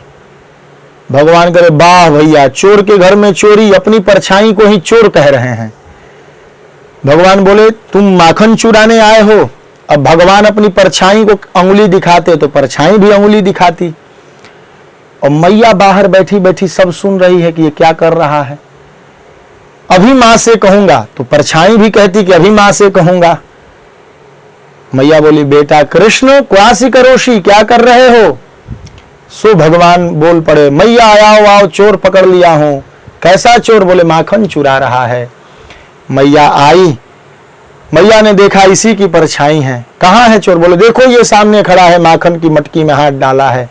मैया ने हाथ पकड़ लिया, बेटा ये किसका हाथ है। बोले मैया ये तो मेरा हाथ है। तो बेटा चोर भी तू ही है, चोर कोई दूसरा नहीं है, क्यों चोरी कर रहे हो। मैया से बोल पड़े भगवान मैया तुम क्या जानोगी हमारा दुख। तुम ये पद्म राग का कंगन पहना देती हो और ये धूप में जलने लगता है तो मेरे हाथ में जलन होती है। इसी को ठंडा करने के लिए मैं माखन की मटकी में हाथ डाल करके बैठा हूं। मैया समझ गई लाला डर गया है, माखन खिलाई। शाम में सब ग्वाल बाल एकत्रित हुए। कहो भैया आज की चोरी कैसी रही। भगवान बोले जब तुम्हारा सरदार ही पकड़ा के आया है तो तुम्हारी हम क्या पूछें। कोई पीट करके आए, कोई डटा करके आए, कोई चोरी में पास नहीं हुए। भगवान बोले आज से अब चोरी की विधि बदलेगी। कैसे चोरी होगी, बोले जिसका घर वही पता बताएगा कि मेरे घर में माखन कहाँ रखा हुआ है और सब आदमी मिलजुल करके हम लोग माखन चोरी करने चलेंगे। और जिसका घर वह दरवाजे पर खड़ा होकर के आदमी देखेगा कि कोई अंदर ना आए, घर के भेदी से लंका ढहा जाएगा। और जब सब आदमी माखन खा लेंगे तो घर वाले को भी दिया जाएगा। निर्णय हो गया, सब लोग जाने लगे और पूरे ब्रजमंडल में ये खबर मच गई कि कन्हैया माखन चुराने आता है। सूरदास जी लिखते हैं भगवान ने ये लीला क्यों करी। बोले एक दिन मैया माखन बना रही थी तो भगवान आए और कहने लगे मैया मोही माखन भायो, मैं माखन खाऊंगा। मैया बोली लड्डू खा ले, पुआ खा ले, पकवान खा ले, मिठाई खा ले। भगवान बोले तू मेवा पकवान कहती जिसे मोहि नहीं रुचि आवे, मैया मोहि माखन भावे। मैया मैं तो माखन ही खाऊंगा। और जसोदा जी दे नहीं रही तो ब्रज जुवती एक पाछे ठाढ़ी, एक ब्रज की गोपी पीछे खड़ी थी, सोच रही थी कैसी जसोदा है, बुढ़ापे में बेटा हुआ मांग रहा है माखन तो कह रही है नहीं दूंगी। मेरा बेटा होता तो मटकी भर भर के माखन खिलाती। ब्रज जुवती एक पाछे ठाढ़े सुनत श्याम की बात, देखऊं कबऊ नयन भर अपने घर, श्याम को माखन खात मैया मोहि माखन भावे। ये गोपी सोच रही है मेरे घर आता कभी माखन खाता और नयन भर देख लेती। भगवान उन गोपियों की इच्छा पूर्ति के लिए घर घर जा रहे हैं माखन खाने। हल्ला मच गया, गोपियां शिकायत लेके आने लगी। एक दिन एक गोपी के घर में गए माखन खाने। गोपी सावधान थी, गोपी माखन छिपा दी थी, माखन नहीं मिला। भगवान समझ गई ये चालाकी कर रही है। सो 5 बजे दूध दूहती थी और 3 बजे उसके घर गए, बछड़ा खोल दिए, सारा बछड़ा दूध पी गया। अब भगवान वहीं बैठे हैं ऐसे चुपचाप।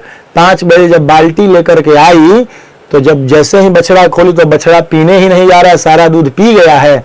और बाल्टी लेके गई तो गाय दूध ही नहीं दे रही है। तो ताली बजा बजा करके हंस रहे हैं। बड़ी माखन छिपा कर रख रही है, जाओ अब दूध ले लो, कहाँ से लोगी। गोपी आई यशोदा जी के यहाँ, बहन यशोदा। हाँ बहन। बोले तेरे लाला की करतूत कहने आई हूँ। क्या है बहन। बोले बत्सान मुंचन क्वचिद समय, असमय में ही बछड़े को छोड़ दे रहा है, बछड़ा दूध पी जा रहा है। समय है 5 बजे, 3 बजे ही बछड़ा पिला दिया। और जब मैं डांटी तो क्रोश संजात हास, दूर खड़ा होकर के थपड़ी बजा बजा करके हंस रहा है। एक गोपी बोली, मेरे साथ मेरे घर का सारा माखन खा गया है। बोले तो छिपा करके क्यों नहीं रखती हो? अरे तो तुम क्या जानती हो कि गोकुल में तुम ही एक चालाक हो? हम छिपा करके रखती हैं, परंतु 1 महीने से इसका नाटक चल रहा है। स्तेयम स्वादवत्यथ, इसके पास चोरी के बहुत प्रकार के गुण मालूम है। कैसे? बोले ये हम छिपा करके छीके पर टांग देती हैं, तो ये डंडा से मार के फोड़ देता है और नीचे रोक रोक के खा जाता है। और उससे भी ऊपर टांग देती है तो नीचे 5 बच्चों को खड़ा करता है, फिर 3 को खड़ा करता है, फिर सबसे ऊपर तेरे महोदय जी खड़े होते हैं और ऊपर से मटकी का माखन निकाल निकाल करके नीचे वाले को देते हैं, फिर अपने खाते हैं, फिर मेरे बेटे को भी खिलाते हैं। कल्पित गई दही माखन कुछ नहीं बचने दे रहा है। अच्छा ठीक है, चिंता मत करो, मेरे घर से माखन ले जाना। अरे यशोदा कैसी बात करती है? तेरा लाला हुआ था तो मैं रात भर नाची थी, मुझे खुशी मिली थी, तेरा बेटा हुआ है और आज तू कह रही है माखन? हमारे घर माखन का कमी नहीं है यशोदा।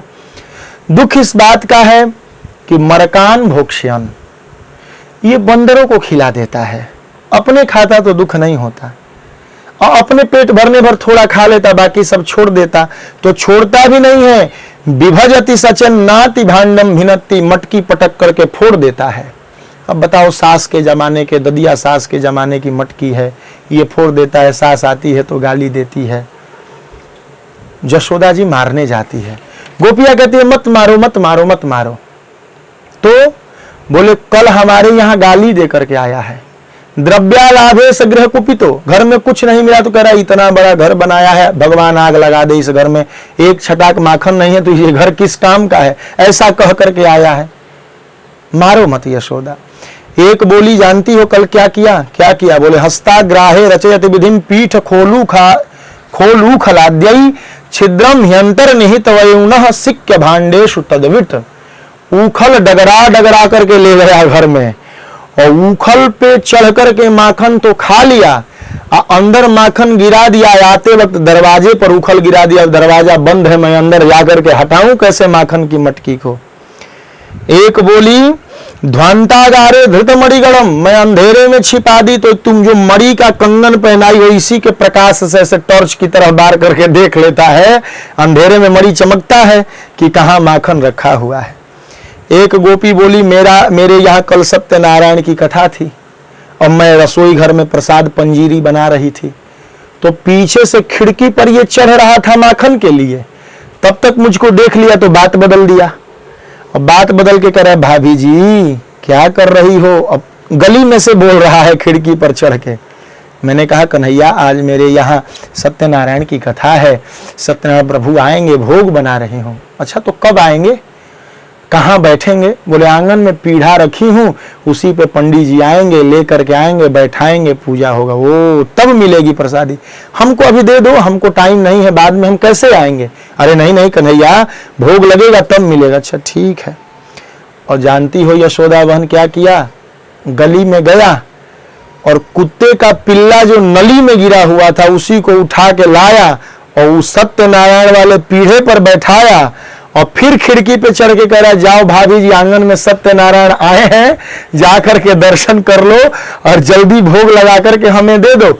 मैं जब देखने गई तो देखी कि नाली का पिल्ला बैठा है पीढ़ा पे, तब जब डंडा लेकर के आई इसको मारने के लिए तो ये भागा। एक गोपी तुम क्यों आए हो, तुम भी सुना ही लो। वो गोपी बोली मेरे साथ जो किया वो किसी के साथ नहीं किया। रोज पूछता था तब भाभी जी भैया कहाँ हैं, तो मैं कहती मारूंगी कान्हा, ये सब नहीं बोला जाता, भाभी माता होती है। आज हमारे जो पति हैं वो बाजार से जल्दी आ गए, तो दोनों लोग हम दरवाजे में एक साथ सो गए, बाहर का घर है, और इसने देख लिया हम नींद में हैं। उनकी दाढ़ी मेरी चोटी से बांध दिया और जब वो करवट फेरे तो हमारी चोटी खिंचा रही है, हम करवट फेरे तो उनकी दाढ़ी खिंचा रही है। वो हमको गाली दे रहे हैं, हम उनको गाली दे रहे हैं, आपस में दोनों लोग अपना अपना दाढ़ी उखड़वा लिए हैं। इथम स्त्रभी सभय नयनम श्री मुखालोक निभि। गोपिया कहती और भगवान मुंह जैसे डरा हुआ बच्चा मुंह बना लेता है वैसे बना के चुपचाप बेचारे की तरह खड़े हैं। मैया डांट रही हैं, यही सब करते हो, अच्छा जाओ आज के बाद ऐसा करेगा तो तुम आना। एक दिन फिर माखन चुराने गए, तब तक गोपियों ने कहा देखो अपने घर को खाली छोड़ दो, अगल बगल के घर के में घुस जाओ, आई जैसे ही खाली घर देख करके आएगा खा करके निकलने लगेगा बस पकड़ लिया जाएगा। गोपियों ने पकड़ लिया भगवान को, सब ग्वाल बाल तो भाग गए, भगवान पकड़ा गए। तो भगवान कहने लगे छोड़ दो मुझे। गोपिया कहती ऐसे नहीं छोड़ूंगी, पहले नाचना पड़ेगा। भगवान नाचे, फिर बोली छोड़ दो, बोले नहीं बारी बारी से आके एक एक चुम्बन दो हमको। भगवान बोले हमें शर्म आ रही है। गोपिया बोले तो इसमें क्या है, आंख बंद कर लो, हम सब लोग ले लेंगी फिर तुम चले जाना। अब 4 साल के कन्हैया हैं, सब गोपिया, कोई 60 साल की, कोई 40 वर्ष की, कोई 50 वर्ष की, कोई 20 साल की, सब गोपिया उनको चुम्बन ले रही है। भगवान चले गए। एक दिन फिर गोपिया उलाहना देने गई। जसोदा जी ने कहा देखो रोज रोज का ये आदत ठीक नहीं है, मैं मारने जाती हूं तो तुम मारने नहीं देती और रोज आकर के कहती हो, तुम पकड़ करके लाओ तो मैं मानूंगी। एक दिन एक गोपी बोली ठीक है, गोपी ने पकड़ लिया। भगवान बोले देखो मैं नाच दे रहा हूं पर मुझे छोड़ दो, चुम्बन ले लो, छोड़ दो, जो करना है करो पर छोड़ दो, माता जी के पास मत ले जाओ। गोपी बोली आज तो लेकर के ही मानूंगी, तेरी मैया भी विश्वास नहीं कर रही है, तू भी वहां जाकर के नौटंकी पढ़ रहा है, चलो। भगवान बोले देखो भाभी जी हमसे पंगा ठीक नहीं होगा, मैं कह रहा हूं छोड़ दो, नाच देता हूं थोड़ा सा। गोपी बोली नहीं नहीं तुम्हें ले चलूंगी, ले चलो। रास्ते में भगवान कुछ दूर गए तो भगवान बोले भाभी जी दया नहीं आ रही है, चुप रहो, जब तक मैया से पिटवाऊंगी नहीं छोड़ूंगी नहीं। अरे भैया तो कौन कह रहा है कि मत पिटवाओ, पर ये हाथ दर्द होने लगा, इसको छोड़ करके अब इसको पकड़ लीजिए। हाँ ये ठीक कह रहे हो, इधर आने में इधर से इधर आएंगे तब ये हाथ पकड़वाएंगे। इसी में उसी गोपी के देवर को बोले खाने के लिए आगे रहते हो, इधर आओ, पिटवाने में हम ही आगे रहेंगे। सो उसी गोपी के देवर का हाथ पकड़वा दिए, अपना हाथ छुड़ा करके, और दूसरे रास्ते से घर आकर के छत पे चढ़ गए। गोपी आके चिल्ला रही है बहन यशोदा आओ आज रंगे हाथ पकड़ करके लाई हूं। यशोदा जी बाहर आई हंसते हुए, हंस रही हो? हाँ बोलो क्या बात है? बोले देखो तेरे लाला को पकड़ करके लाई हूं चोरी करते। यशोदा जी बोली बहन जरा घूंघट उठा के देख कि किसको पकड़ के लाई हो। जब गोपी घूंघट उठाई तो देखी कि ये तो मेरा ही देवर है। तब कन्हैया छत पर से बोल पड़े भाभी जी भैया को बाजार से आने दीजिए, मैं कहूंगा देवर के साथ हाथ मिला के बाजार घूम रही हो, आ जाने दो भैया को, मैं कह रहा था मुझसे पंगा लेना ठीक नहीं होगा। इस प्रकार भगवान ने खूब दिव्य लीलाएं की, और ये भगवान की बाल लीला जितनी कही जाए वो सब कम है। लीयते इति लीला, जो अपने में लीन कर ले उसको लीला कहा जाता है। एकदा क्रीडमानास्ते रामाद्या गोपदारकाः कृष्णो मृदम भक्षितवान इति मात्रे न्यवेदयन्। एक दिन खेलते खेलते बलराम इत्यादि गोप ग्वाल बालों ने चिल्ला करके कहा मैया कृष्णो मृदम भक्षितवान, कन्हैया ने मिट्टी खा लिया है। अरे रोज माखन चोरी करता था आज मिट्टी खा रहा है। मैया आकर के बोली मिट्टी खाया है लाला? सो भगवान ने सीधे झूठ बोल दिया, ना हम भक्षितवान अम्ब, हे अम्ब मैंने मिट्टी नहीं खाई। सर्वे मिथ्याभिशंसिनः, सब झूठ बोल रहे हैं। जैसे छोटा बालक कहता है मैंने ये गलती नहीं किया, ये सब झूठ बोल रहे हैं। मैया बोली तो तू ही एक केवल सत्यवादी पैदा हुआ है, बाकी सब झूठे हैं। तो भगवान बोल रहे यदि सत्य गृहस्थ रही, अगर मैं सत्य नहीं कह रहा हूं तो समक्षम पश्य में मुखम, मैं सामने हूं, मुंह में देख लो। अब इतना प्रमाणित कोई बात करेगा तो फिर शंका हो जाएगी। मैया बोली ठीक है मुंह खोलो। भगवान ने जैसे ही मुख खोला, एतद विचित्रम सहजीव काल स्वभाव कर्माशय लिंग भेदम, सब कुछ दिखाई देने लगा मुंह में। मैया सोच में पड़ गई, भगवान ने अपने मुंह में पूरा ब्रह्मांड दिखा दिया पर इतना सा मिट्टी नहीं दिखाया, यही भगवान की भगवत्ता है। भगवान ने कह दिया था सामने हूं, मुंह में देख लो, मिट्टी मिल जाए तो कह देना। बड़े बड़े पहाड़ मिल गए, नदियां मिल गई, पर मिट्टी नहीं मिला मैया को। मैया समझ गई ये मेरे लाला की विचित्र लीला है। मैया ने आंखें मीसा पर बदली नहीं दृश्य, तो मैया समझने लगी ये मेरे आंखों का दोष है, और भगवान ने अपनी माया को खींच लिया। भगवान ने मिट्टी क्यों खाई? बोली ये वृंदावन का रज है, गोकुल का रज है। रज का अर्थ होता है रजोगुण, इसको भगवान ने मुख में डाला। पृथ्वी का एक नाम क्षमा है। भगवान सोच रहे मारने की लीला करनी है और साथ में गोप ग्वाल के साथ खेलना है, साथ में भक्तगण भी रहेंगे।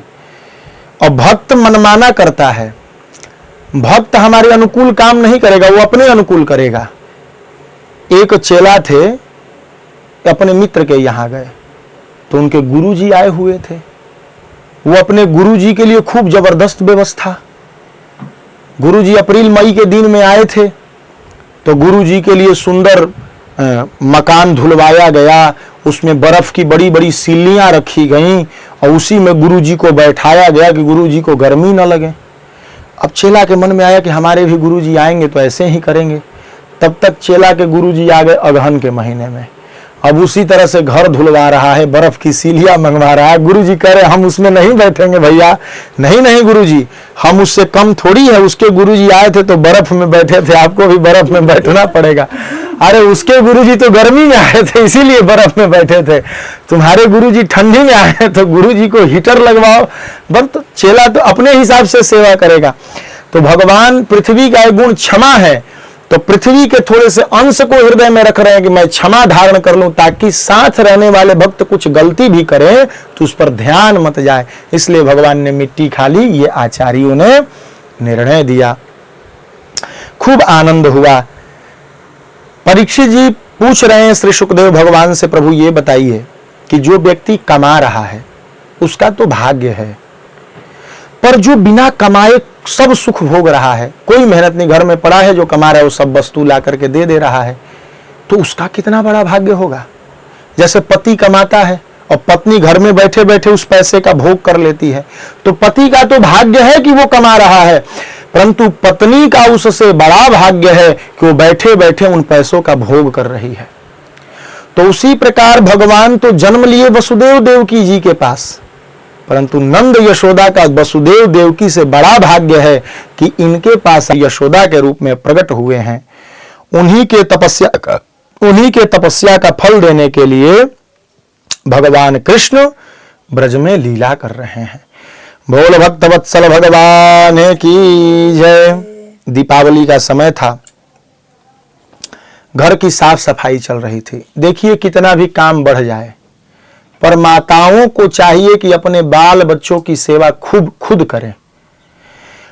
यशोदा जी के घर में दास दासियों की कमी नहीं है, परंतु समस्त दास दासियों को अलग अलग कामों में लगा करके मैया खुद दही मंथन कर रही है, माखन बना रही है अपने लाला के लिए, कि मैं अपने लाला को खुद खिलाऊंगी।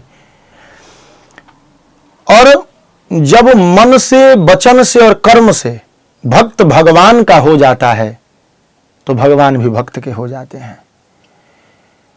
मैया दही मथ रही है तो कर्म से भगवान के लिए, वाणी से गीत गा रही है, कृष्ण आएगा, लाला आएगा तो उसको मैं खिलाऊंगी।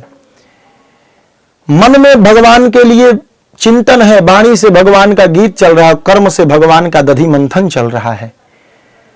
और भगवान ताम स्तन्य काम आसाद्य मथनंति जनिम हरि।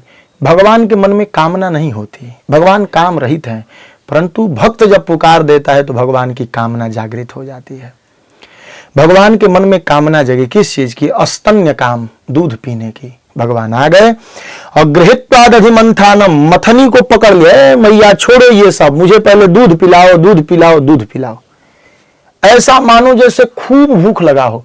मैया करे बस 5 मिनट बचा हुआ है, बस मथ करके और फिर तुमको दूध पिलाऊंगी। न्यषेधत प्रतिमा वहन, मना कर रही है मैया और भगवान मना कर रहे, दूध मत मथो, दही मत मथो, पहले मुझे दूध पिलाओ।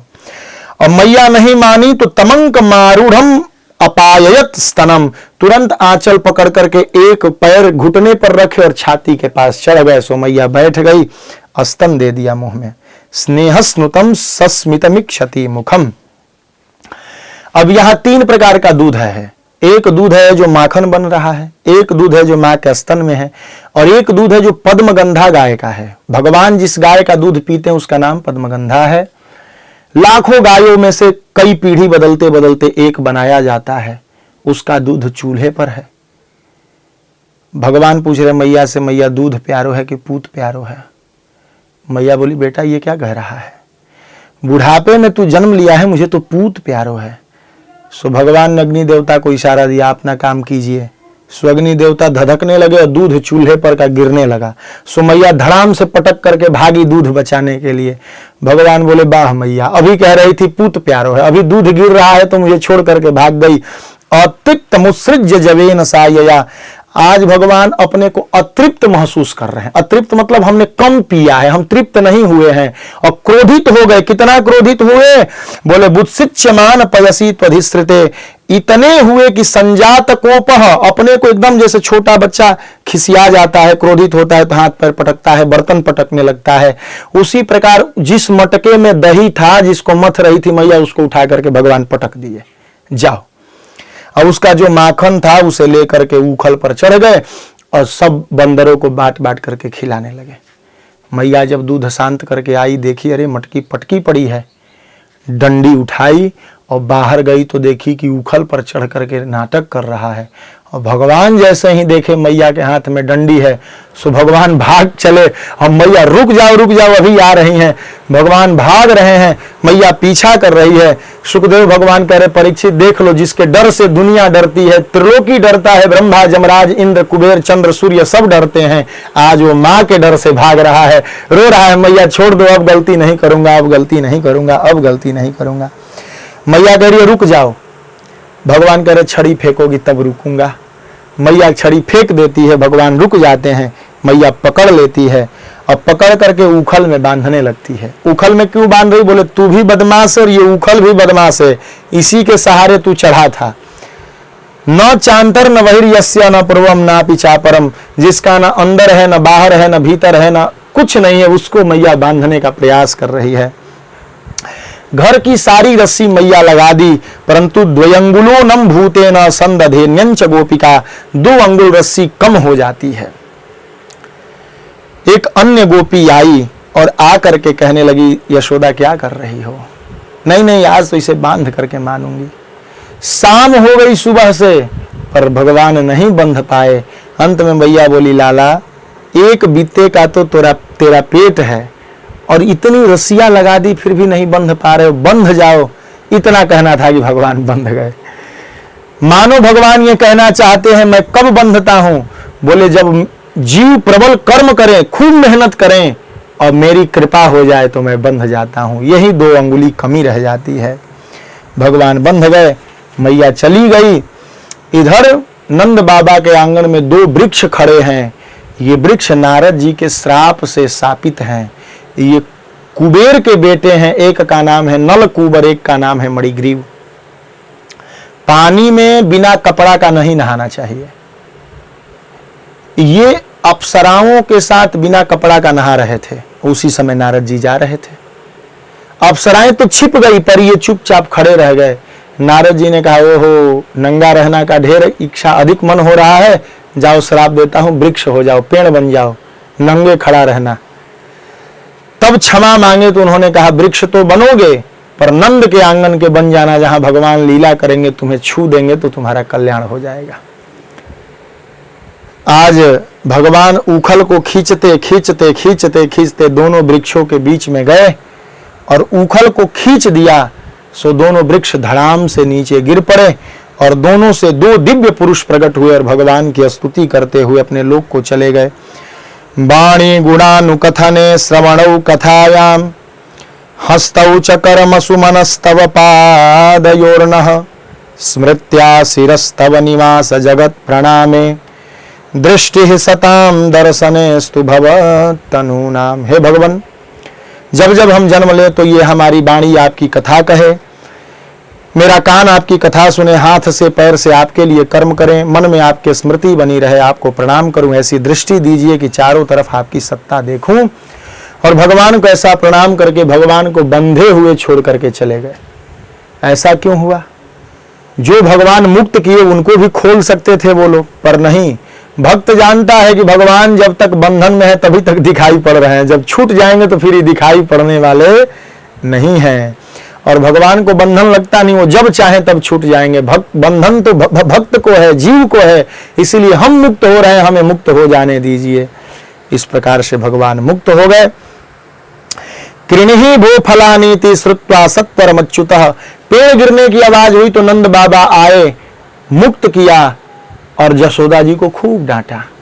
इधर फल बेचने वाली आई, फल ले लो कहती है। भगवान आकर के बोले मुझे फल चाहिए, और फलार्थी धान्य मादाय, हाथ में 10-20 धान के दाने लेकर के आए और बोले ये ले लो, मुझे फल दे दो। और फलार्थी धान्य मादाय ययौ सर्व फल प्रदः, भगवान को उतने ही फल दी, परंतु उतने ही धान्य से फलैर पूरयद रत्नैः, वो फल बेचने वाले के टोकरी में वो धान्य जब घर जाकर के देखी तो हीरे जवाहरात रत्न हो गए थे। कृष्ण कृष्णारविंदाक्ष ताते स्तनम पिब, अलम बिहारै छुच्छांत क्रीडाश्रांतो से पुत्र का। कभी कभी गाय के थान में मुंह लगा करके भगवान दूध पीने लगते, ताकि गाय भी माता का सुख ले लें। इस प्रकार से भगवान ने खूब लीला किया। इधर नंद जी को चिंता हुई, जब से मेरा लाला हुआ है तब से एक न एक कष्ट आ रहा है। भगवान 4 साल के हुए हैं, मीटिंग बुलाई, हमें ये गांव छोड़ देना चाहिए। सबने कहा तो ठीक है, हम गोकुल से उठ करके वृंदावन चले जाएं। तो 4 साल के बाद कन्हैया वृंदावन गए, और वृंदावन में खूब घूमने निकले तो देखे जमुना जी हैं, सुंदर सुंदर तुलसी का वृक्ष है, लोग गाय चरा रहे हैं, ठाकुर जी की सेवा हो रही है। खूब अच्छा लगा भगवान को, और भगवान ने आकर के कहा मैया मैं भी गाय चराऊंगा। मैया ने कहा तुम अभी छोटे हो, गाय का पेट बड़ा होता है, गाय दूर दूर तक चरने जाएगी, तुम थक जाओगी, इसीलिए पहले तुम बछड़ा चराओ। और भगवान बन गए वत्सपाल। भगवान बछड़ा चराने जाते हैं, उसी में एक दिन कंस का भेजा हुआ वत्सासुर आ गया, बछड़े के रूप में, बछड़े के झुंड में मिल करके चल रहा है। भगवान ने देखा भैया हम 10 ग्वाल है तो 10 बछड़े होने चाहिए, एक बढ़ कहां से रहा है। सो भगवान ने पीछे से गृहीत्वा परपादाभ्याम, उसके दोनों पैर पकड़ लिए और सहलांगुल मच्युतः भ्रामयित्वा, जैसे ऐसे चकवा चकैया खिलाया जाता है, खिला करके कपित्ताग्रे प्राहिणोद्गत जीवितम, पटक दिया, सो मर गया वत्सासुर। वत्सासुर का राम नाम सत्य हुआ। खूब जय जयकार बनी, वाह कन्हैया तूने तो बछड़ा पटक दिया, सांड पटक दिया, इस तरह से हल्ला मचा। देखिए बैल जो होता है वो धर्म का रूप होता है, तो धर्म को तो नहीं मारना चाहिए, पर भगवान ने मार दिया। क्यों मारा? बोले भगवान ये कहना चाहते देखिए बैल धर्म का रूप है, धर्म को नहीं मारना चाहिए, पर जो जीव भीतर से तो राक्षस है और ऊपर से धर्म का रूप बनाया है उसे छोड़ना भी नहीं चाहिए, उसे तुरंत पटक करके मार दीजिए। धर्म को नहीं मारना चाहिए पर धर्माभास को जीवित भी नहीं छोड़ना चाहिए। ये असुर है, दिखावा के लिए इसने धर्म का रूप लिया है, हमें मारने आया है, इसीलिए इसे मैं छोड़ूंगा नहीं। एक दिन गए थे तो देखे कि एक बकुला जमुना के किनारे, बड़ा सा बकुला पहाड़ की समान बैठा हुआ है, और सवई बको नाम महान असुरो बकरूप धृत, वह असुर है, और समस्त ग्वाल बालों को देख करके मुंह खोल करके बैठा है कि कृष्ण अंदर आए तो मैं खा जाऊं। भगवान अंदर गए तो चोंच बंद किया, और भगवान ने अपने आप को इतना गर्म कर लिया कि तम तालुमूलम प्रदहंत अग्निवद गोपाल सोनुम पितरम जगत गुरु, उल्टी कर दिया और भगवान ने उसके चोंच को फाड़ दिया, और इस प्रकार से भगवान ने बकासुर का वध किया। बोल बकासुर मर्दन भगवान की जय। एक दिन भगवान ने कहा भैया देखो, हम लोग जब बछड़ा चराने आते हैं तो बीच में ही भूख लग जाता है, हम लोगों को घर जाना पड़ रहा है, कल से हम भोजन का सामान लेकर के आएंगे और यहीं पाएंगे थोड़ा बहुत, सब लोग अपने अपने घर से लाना, और कोई घर में रोएगा नहीं कि हम ये लेके जाएंगे ये लेके जाएंगे, जिसके घर में जो उपलब्ध है वहीं लेकर के आएगा। सब लोग लेकर के गए, और रास्ते में देखे कि यमुना के किनारे अजगर मुंह फाड़ करके बैठा है, अघासुर। सब ग्वाल बाल बोले कन्हैया वृंदावन में ये एक अद्भुत गुफा है। भगवान बोले छोड़ो चलो यार हम सब चले बछड़ा चराने। तब तक श्रीदामा मधुमंगल ये सब जो ग्वाल बाल है एक घुस गया गुफे में, अरे कितना बढ़िया गुफा है, और जीभ पर चल रहा है तो कह रहा है कि गदेदार रास्ता बना हुआ है, और दांत को कह रहा है पकड़ के चलने के लिए इसमें खंभे भी लगाए हैं। सब ग्वाल बाल अंदर चले गए। एक ने बोला भैया ये बकासुर की तरह कोई राक्षस होगा तो हम लोगों को खा जाएगा। मधुमंगल बोला अगर ये बकासुर की तरह राक्षस होगा तो हमारा कृष्ण भी यही है, इसको भी उसी तरह मार देगा जैसे बकासुर को मार दिया। भगवान बोले हमारे भरोसे ये अंदर जा रहे हैं, हमको भी बुला रहे हैं, चलो चल ही चलते हैं। सो भगवान जैसे ही अंदर प्रविष्ट हुए, अघासुर ने मुख बंद कर लिया, और मुख बंद करते ही उधर से उवास मारने लगा, सड़ा हुआ गंध आने लगा। भगवान उसके मस्तक को फाड़ करके बाहर आए, सब ग्वाल बालों को निकाले। इस प्रकार से भगवान ने अघासुर को मारा। ये सब राक्षस पूर्व जन्म के किसी न किसी कर्म से राक्षस बने हैं। श्री सुखदेव भगवान बताना चाह रहे हैं कि अगर तुम राक्षस भी हो गए हो कर्म से, और संबंध भगवान से हो जाए तो तुम्हारा कल्याण हो जाएगा। ये जो पूतना आई थी, ये पूतना कौन है? बोले पूर्व जन्म में ये राजा बलि की बेटी थी। जब भगवान बामन तीन पग भूमि मांगने गए थे, खूब सुंदर थे, छत पर बैठी बैठी देख रही थी। उसने देखा कितना सुंदर बालक है, अगर ये मेरा बेटा होता तो इसको मैं दूध पिलाती। तब तक कुछ देर के बाद देखी भगवान तो बड़े विराट होकर के पिताजी को ही बांध करके पटक दिए। तो बोल पड़ी ये मेरा बेटा है, ये होता मेरा बेटा होता तो ये इतना कपटी है कि इसे दूध में ही जहर मिला करके पिला के मार देती। भगवान बोले एवं मस्तु, दोनों इच्छा पूरी करूंगा। वहीं राजा बलि की बेटी इस जन्म में पूतना बनी है। भगवान ने दूध पी लिया और उसने दूध में जहर भी पिला दिया, इस जन्म में कल्याण कर दिया। ये सब लोग कोई न कोई रूप में है और कई जन्मों से इनका भगवान से संबंध है। हम राक्षस भी तभी हो सकते हैं जब कई जन्म से भगवान से जुड़े हुए हों, भगवान के हाथ से मरने का सौभाग्य मिलेगा।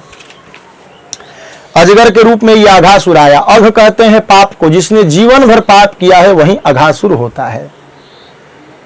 खाने बैठे जब सब ग्वाल बालों के साथ भगवान, तो जैसे फोफिया मिठाई लगाया जाता है हाथ में अचार लगा लिए भगवान, और बीच में खुद बैठे और दाल भात रोटी पापड़ सब एक में ही, दही मक्खन सब सान लिए, चारों तरफ से ग्वाल बाल, और भगवान ऐसे देते और थोड़ा सा जो बचता वो खुद खाते।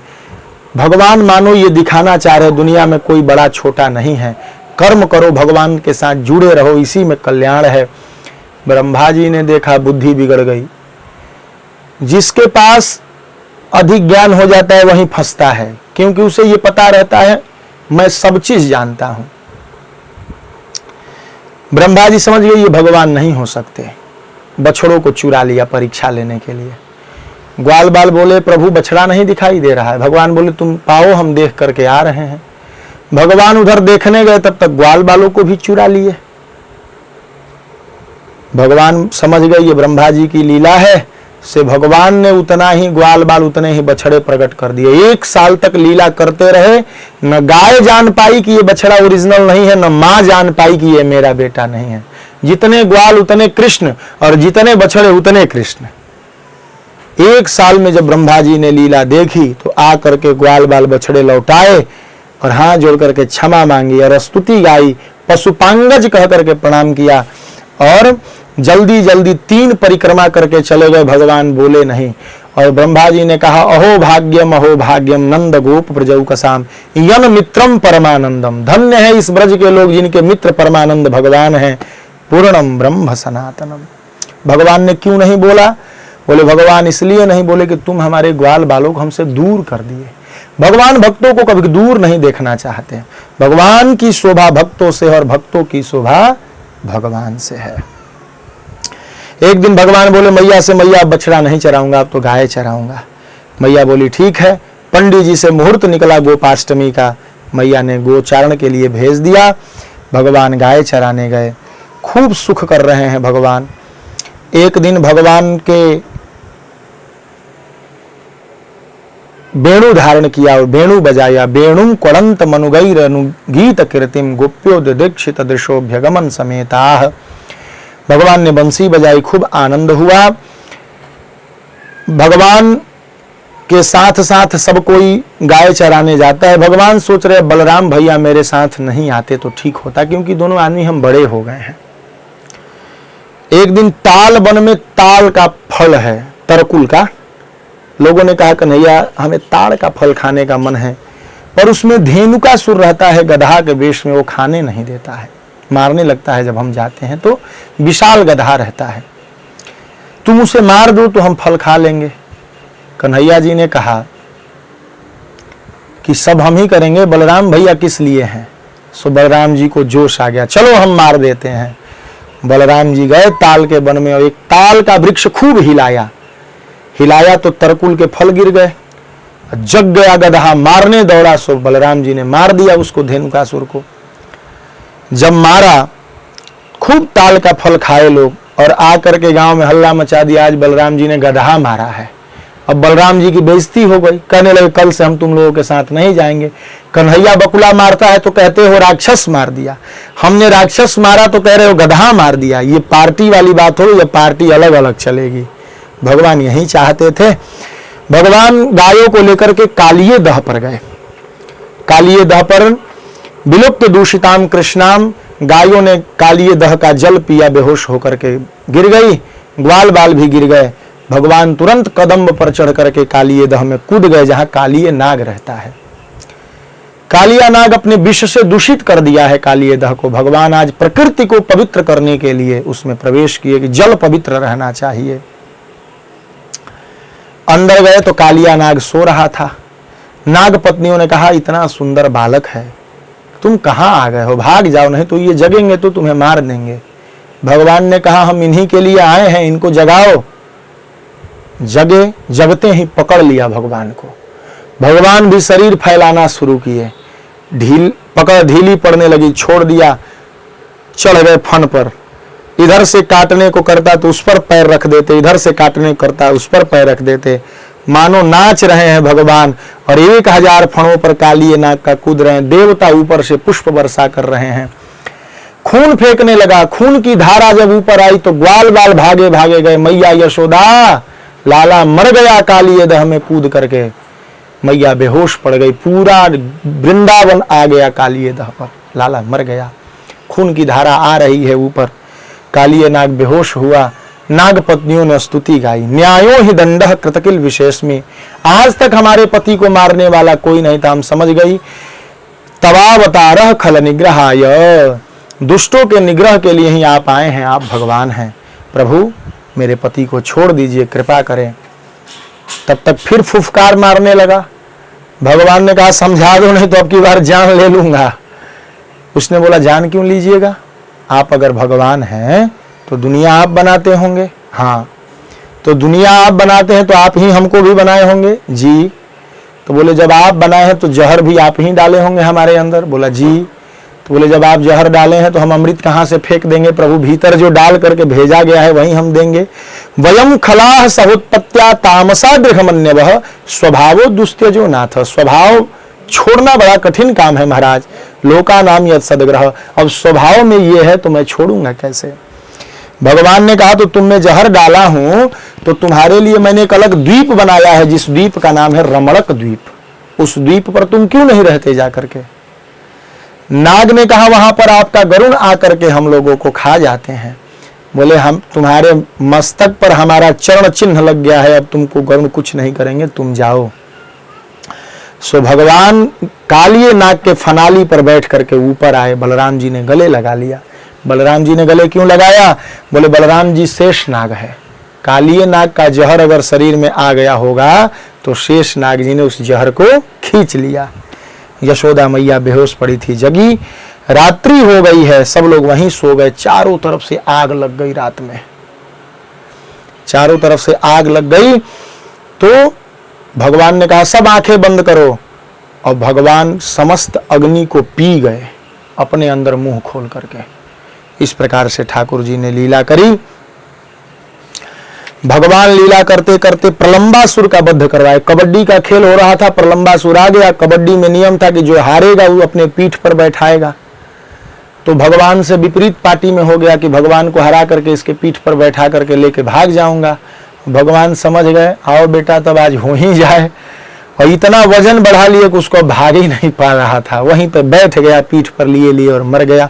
इस प्रकार से प्रलंबासुर का वध हुआ। भगवान ने खूब लीला करी और लोगों ने खूब लीलाओं का आनंद लिया। एक दिन गोचारण करते करते भगवान गए और भगवान को भूख लगी तो भगवान बोले यज्ञशाला में पंडित जी यज्ञ कर रहे हैं, जाकर के उनसे कहो कि भगवान वहां गाय चराने आए हैं, फल मिठाई जो वेदी पर चढ़ाए हैं दीजिए। ब्राह्मणों ने कहा वाह भैया, हम यहाँ दिन भर मंत्र बोल रहे हैं तो भगवान नहीं आ रहे हैं, तुम ग्वाल बालों को भगवान मिल गए, भागो यहां से। पंडित जी ने फल नहीं दिया, ग्वाल बाल मुंह लटका करके गए। भगवान ने कहा अब इन्हीं पंडित जी के पत्नी के पास जाओ और जाकर के कहना भगवान को भूख लगी है, मांग रहे हैं। तो पत्नियों के पास था जो भी वो लेकर के दौड़ गई। भगवान बोले देख लिए, जिसके पास अधिक ज्ञान होता है उसको मैं जल्दी नहीं मिलता, क्योंकि वो विचार करेगा कि भगवान कैसे होते हैं, और जिसके पास भाव है वो सब में भगवान देख लेता है और उसको मैं जल्दी मिल जाता हूं। इसीलिए भावग्राही जनार्दन। शरद बरसात बीता, शरद ऋतु में सब कुछ सुंदर हो गया, सुंदर सुंदर कमल खिलने लगे। भगवान बंसी बजाते हैं, सब लोग आनंद लेते हैं। शोभा कैसा है भगवान का, बोले बरहा पीडम, मोर के पंख धारण करते हैं, पगड़ी बांध करके मोर का पंख लगा लेते हैं। नटवर वपुहु कर्णयोः कर्णिकारम, दो कान है पर एक कनवाली लगाते हैं भगवान। किस चीज का? कनैली के फूल का। कनैली का फूल खोस लेते हैं, घूमने निकल जाते हैं। एगो कान में क्यों लगाते हैं? बोले गोपियां रास्ता देखती है, भगवान गाय चराने जा रहे हैं, कब आएंगे, किधर से आएंगे। तो अगर दाहिने जाना होता तो दाहिने कान में, बायां जाना होता तो बाएं कान में कनैली का फूल लगा लेते और गोपियां ये बात जान जाती। कर्णयोः कर्णिकारम बिभ्रदवासः कनक कपिशम वैजयंतीम च मालाम, वैजयंती का माला पहनते हैं भगवान। भगवान के माला में 5 चीज होता है।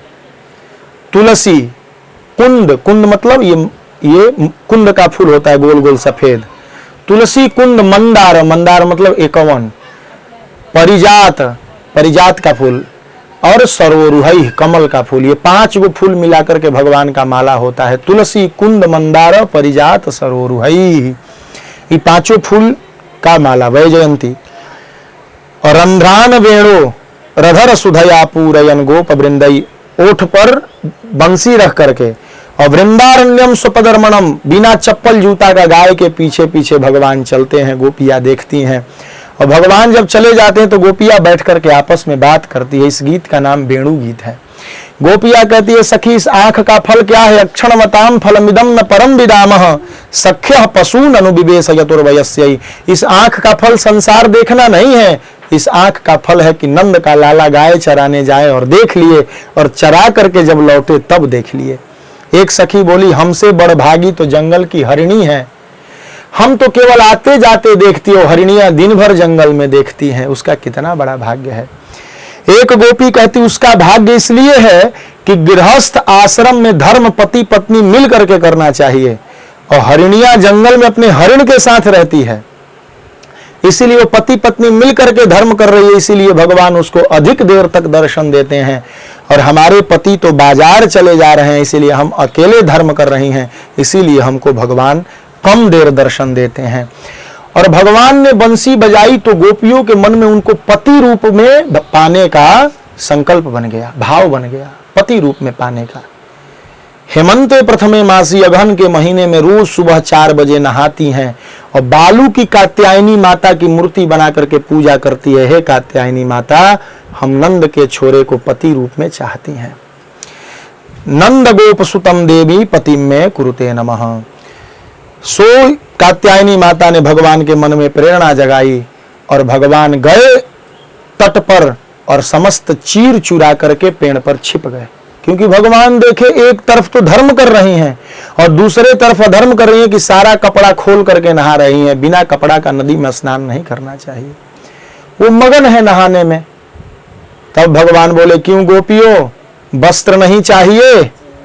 गोपिया बोली अरे तुम कब आए, वस्त्र हमारा दे दो। श्याम सुंदर ते दास्यः करवाम तवोदितम, देहि वासांसि धर्मज्ञ नोचेद राज्ञे ब्रुवाम है। हे श्याम सुंदर, हम आपकी दासी हैं, हमें हमारा कपड़ा दे दीजिए, क्योंकि आप धर्मज्ञ हैं। आप धर्म को जानते हैं, नहीं देंगे तो राजा से कहूंगी, नंद राय जी से कहूंगी। भगवान बोले एक तरफ तो कहती हो दासी हूं और दूसरे तरफ कहती हो कि राजा से कहूंगी, तो जाओ राजा से कह दो। ऐसे वस्त्र नहीं मिलेगा। तब बोले वस्त्र मिलेगा जब बाहर आओ तब कपड़ा ले जाओ। बोली हम आने की स्थिति में नहीं है, शरीर पर एक भी कपड़ा नहीं। बोले तो जब वहां जा सकती हो तो यहां भी आ सकती हो। और भगवान ने बुलाया, पाणिभ्याम जोनिमाच्छाद्य प्रोटे रुहशित कर्षिता, दोनों हाथ से अपने अंग ढक करके निकली बाहर। तो भगवान ने कपड़ा दिया। भगवान ने ये चीरहरण की लीला क्यों करी? बोले भगवान कह रहे हैं तुम हमें पति के रूप में पाना चाहती हो तो तुम पर माया का आवरण नहीं रहना चाहिए। गोपियों से भगवान ने कहा 1 साल के बाद शरद पूर्णिमा पर रास करूंगा, तुम जाकर के इंतजार करो। इस प्रकार से गोपियां चली गई। इधर भगवान आए अपने घर में तो देखे कि पिताजी यज्ञ की तैयारी कर रहे हैं। पूछे ये किस प्रकार का यज्ञ है? बोले ये इंद्र का यज्ञ होगा। किस लिए? बोले दिवाली के दिन हम इंद्र की पूजा करते हैं तो इंद्र 1 साल तक बारिश करवाता है। भगवान ने कहा पिताजी कर्मणा जायते जंतु कर्मणैव विलीयते, सुखम दुखम भयम क्षेमम कर्मणैवाभिपद्यते। जब कर्म के अनुसार जन्म हुआ, कर्म के अनुसार मरेंगे, जितना दिन जिएंगे, सुख दुख डर ये सब कर्म से ही होगा। तो ये बताइए कि ये इंद्र बीच में कहां से आ रहा है? अरे बेटा ऐसे नहीं बोला जाता। भगवान ने कहा देखिए पिताजी 3 प्रकार की पूजा है, सात्विक, राजस और तामस। तामस पूजा है भूत प्रेतों को मानना, वह भी एक प्रकार की पूजा है। राजस पूजा है ग्रहों को मानना, देवताओं को मानना। और सात्विक पूजा है भगवान को मानना। तो जब हमें समय देना ही है, हमारी वस्तु लग ही रही है, तो हम श्रेष्ठ को पूजा करें, निकृष्ट को पूजा करें। अब इंद्र यहां से 100 यज्ञ करके मरा है। जो 100 यज्ञ करके जाता है वो इंद्र की गद्दी पा लेता है और रोज उसका यज्ञ की पुण्य खत्म हो रहा है। जिस दिन 100 यज्ञ का पुण्य खत्म हो जाएगा वो नीचे फिर हमारे और आपकी तरह जन्म ले लेगा। इंद्र एक कुर्सी का नाम है और वो तो चाहेगा कि दुनिया हमारी पूजा करे ताकि यहां से मटेरियल जाता रहे कि मैं वहां ठीक ठाक बना रहूं। हमें मानना है तो हम नारायण को माने। और नारायण कहाँ रहते? बोले नारायण प्रकृति में रहते हैं। हम गोवर्धन की पूजा करें क्योंकि गोवर्धन के अगल बगल हमारी गायें चरती हैं। हम अपना दुकान गोवर्धन के अगल बगल लगाते हैं। हम विश्राम गोवर्धन में करते हैं। हमारा पूजा करी। पर इंद्र को जब इस बात की खबर लगी कि हमारा पूजा बंद हो गया और गोवर्धन की पूजा हुई है, तो इंद्र ने सांवर्तक आदि बड़े बड़े बादलों को भेजा, ब्रजमंडल को डुबा दो। लोग त्राह त्राह करने लगे, हे कृष्ण रक्षा करो। भगवान ने कहा हम क्यों रक्षा करें? तुमने गोवर्धन की पूजा करी है, तुम गोवर्धन से मदद मांगो। सब लोग गोवर्धन के पास गए, सबने स्तुति करी। भगवान बोले हाँ हाँ बात हो गई। क्या बात हुई प्रभु? बोले बात यही हुई कि भगवान कह रहे हैं हमें उठा करके छाता बना लीजिए। अरे 7 कोस के गोवर्धन कैसे उठेंगे? भगवान बोले अगर ये कह दिए हैं तो उठेंगे। और देखते देखते भगवान ने इत्युक्त्वैकेन हस्तेन कृत्वा पर्वताचलम, भगवान ने एक हाथ से गोवर्धन को उठा लिया और सब पूरा वृंदावन उसी में आके छिप गया। 7 दिन तक इंद्र ने बारिश कराई। दिवाली के सुबह गोवर्धन की पूजा हुई थी। 2 दिन के बाद इंद्र को पता चला तो तृतीया से लेकर अक्षय नवमी तक 7 दिन बारिश हुआ और 7 दिन भगवान गोवर्धन पर्वत को धारण किए रहे। बादल लौट करके चले गए। बादलों ने इंद्र से कहा हम बारिश करा के आ गए। इंद्र हाथी पर चढ़ करके आए देखने के लिए कि चलो जरा हाल समाचार लिया जाए। आकर के देखे तो ब्रजमंडल तो सूखा पड़ा है। सबने कृष्ण भगवान को प्रणाम किया। सुरभि गाय के साथ इंद्र ने स्तुति करी 10 श्लोकों में। नंद राय जी कहने लगे मेरा बेटा भगवान है, सब कहते थे। भगवान ने माया डाली। भगवान ने कहा मैंने गोवर्धन कैसे उठाया? बोले ये भगवान के नीचे मेरी गाय चरती है, गाय का दूध मैंने पी लिया और राधा रानी की कृपा से मैंने गोवर्धन उठा लिया। गाय ने अभिषेक करके भगवान का एक नाम गोविंद दिया। बोल गोविंद भगवान की जय। इंद्र क्षमा मांगते हुए तो ऐसा अनुगृहीतोस्मि ध्वस्तस्तंभो वृथोद्यमः ईश्वरम गुरुमात्मानम त्वाम हम शरणम गतः। माता पिता का कर्तव्य है कि बेटा जब गलत रास्ते पे जाए तो डांट करके उसे सीधा कर दिया जाता है। और हाथ का देवता इंद्र है, इसीलिए भगवान ने हाथ पर ही पर्वत उठाया और इंद्र को दमन किया। इंद्र कह रहा है प्रभु अभी तो पहली गलती थी और पहली गलती में ही आपने सुधार दिया, अब गलती नहीं करूंगा। श्रेष्ठ पिता का यही कर्तव्य है, पुत्र जब गलत मार्ग पर जाए तो शुरू में ही रोक दीजिए। बाद में बिगड़ गया तब अब रोक करके आप क्या कर सकते, उसका कोई मतलब नहीं निकलेगा। इंद्र ने खूब शुभकामनाएं दी, भगवान को धन्यवाद किया। इस तरह से भगवान ने गोवर्धन लीला करी। आगे भगवान ने रास किया, भगवान के विवाह हुए। तो इन समस्त चर्चाओं को हम कल श्रवण करेंगे। आइए भाव से पूज्य गुरुदेव भगवान और श्री हरि के श्री चरणों में वाक शब्दांजलि समर्पित करते हुए कीर्तन गाते हुए वाणी को विराम दें।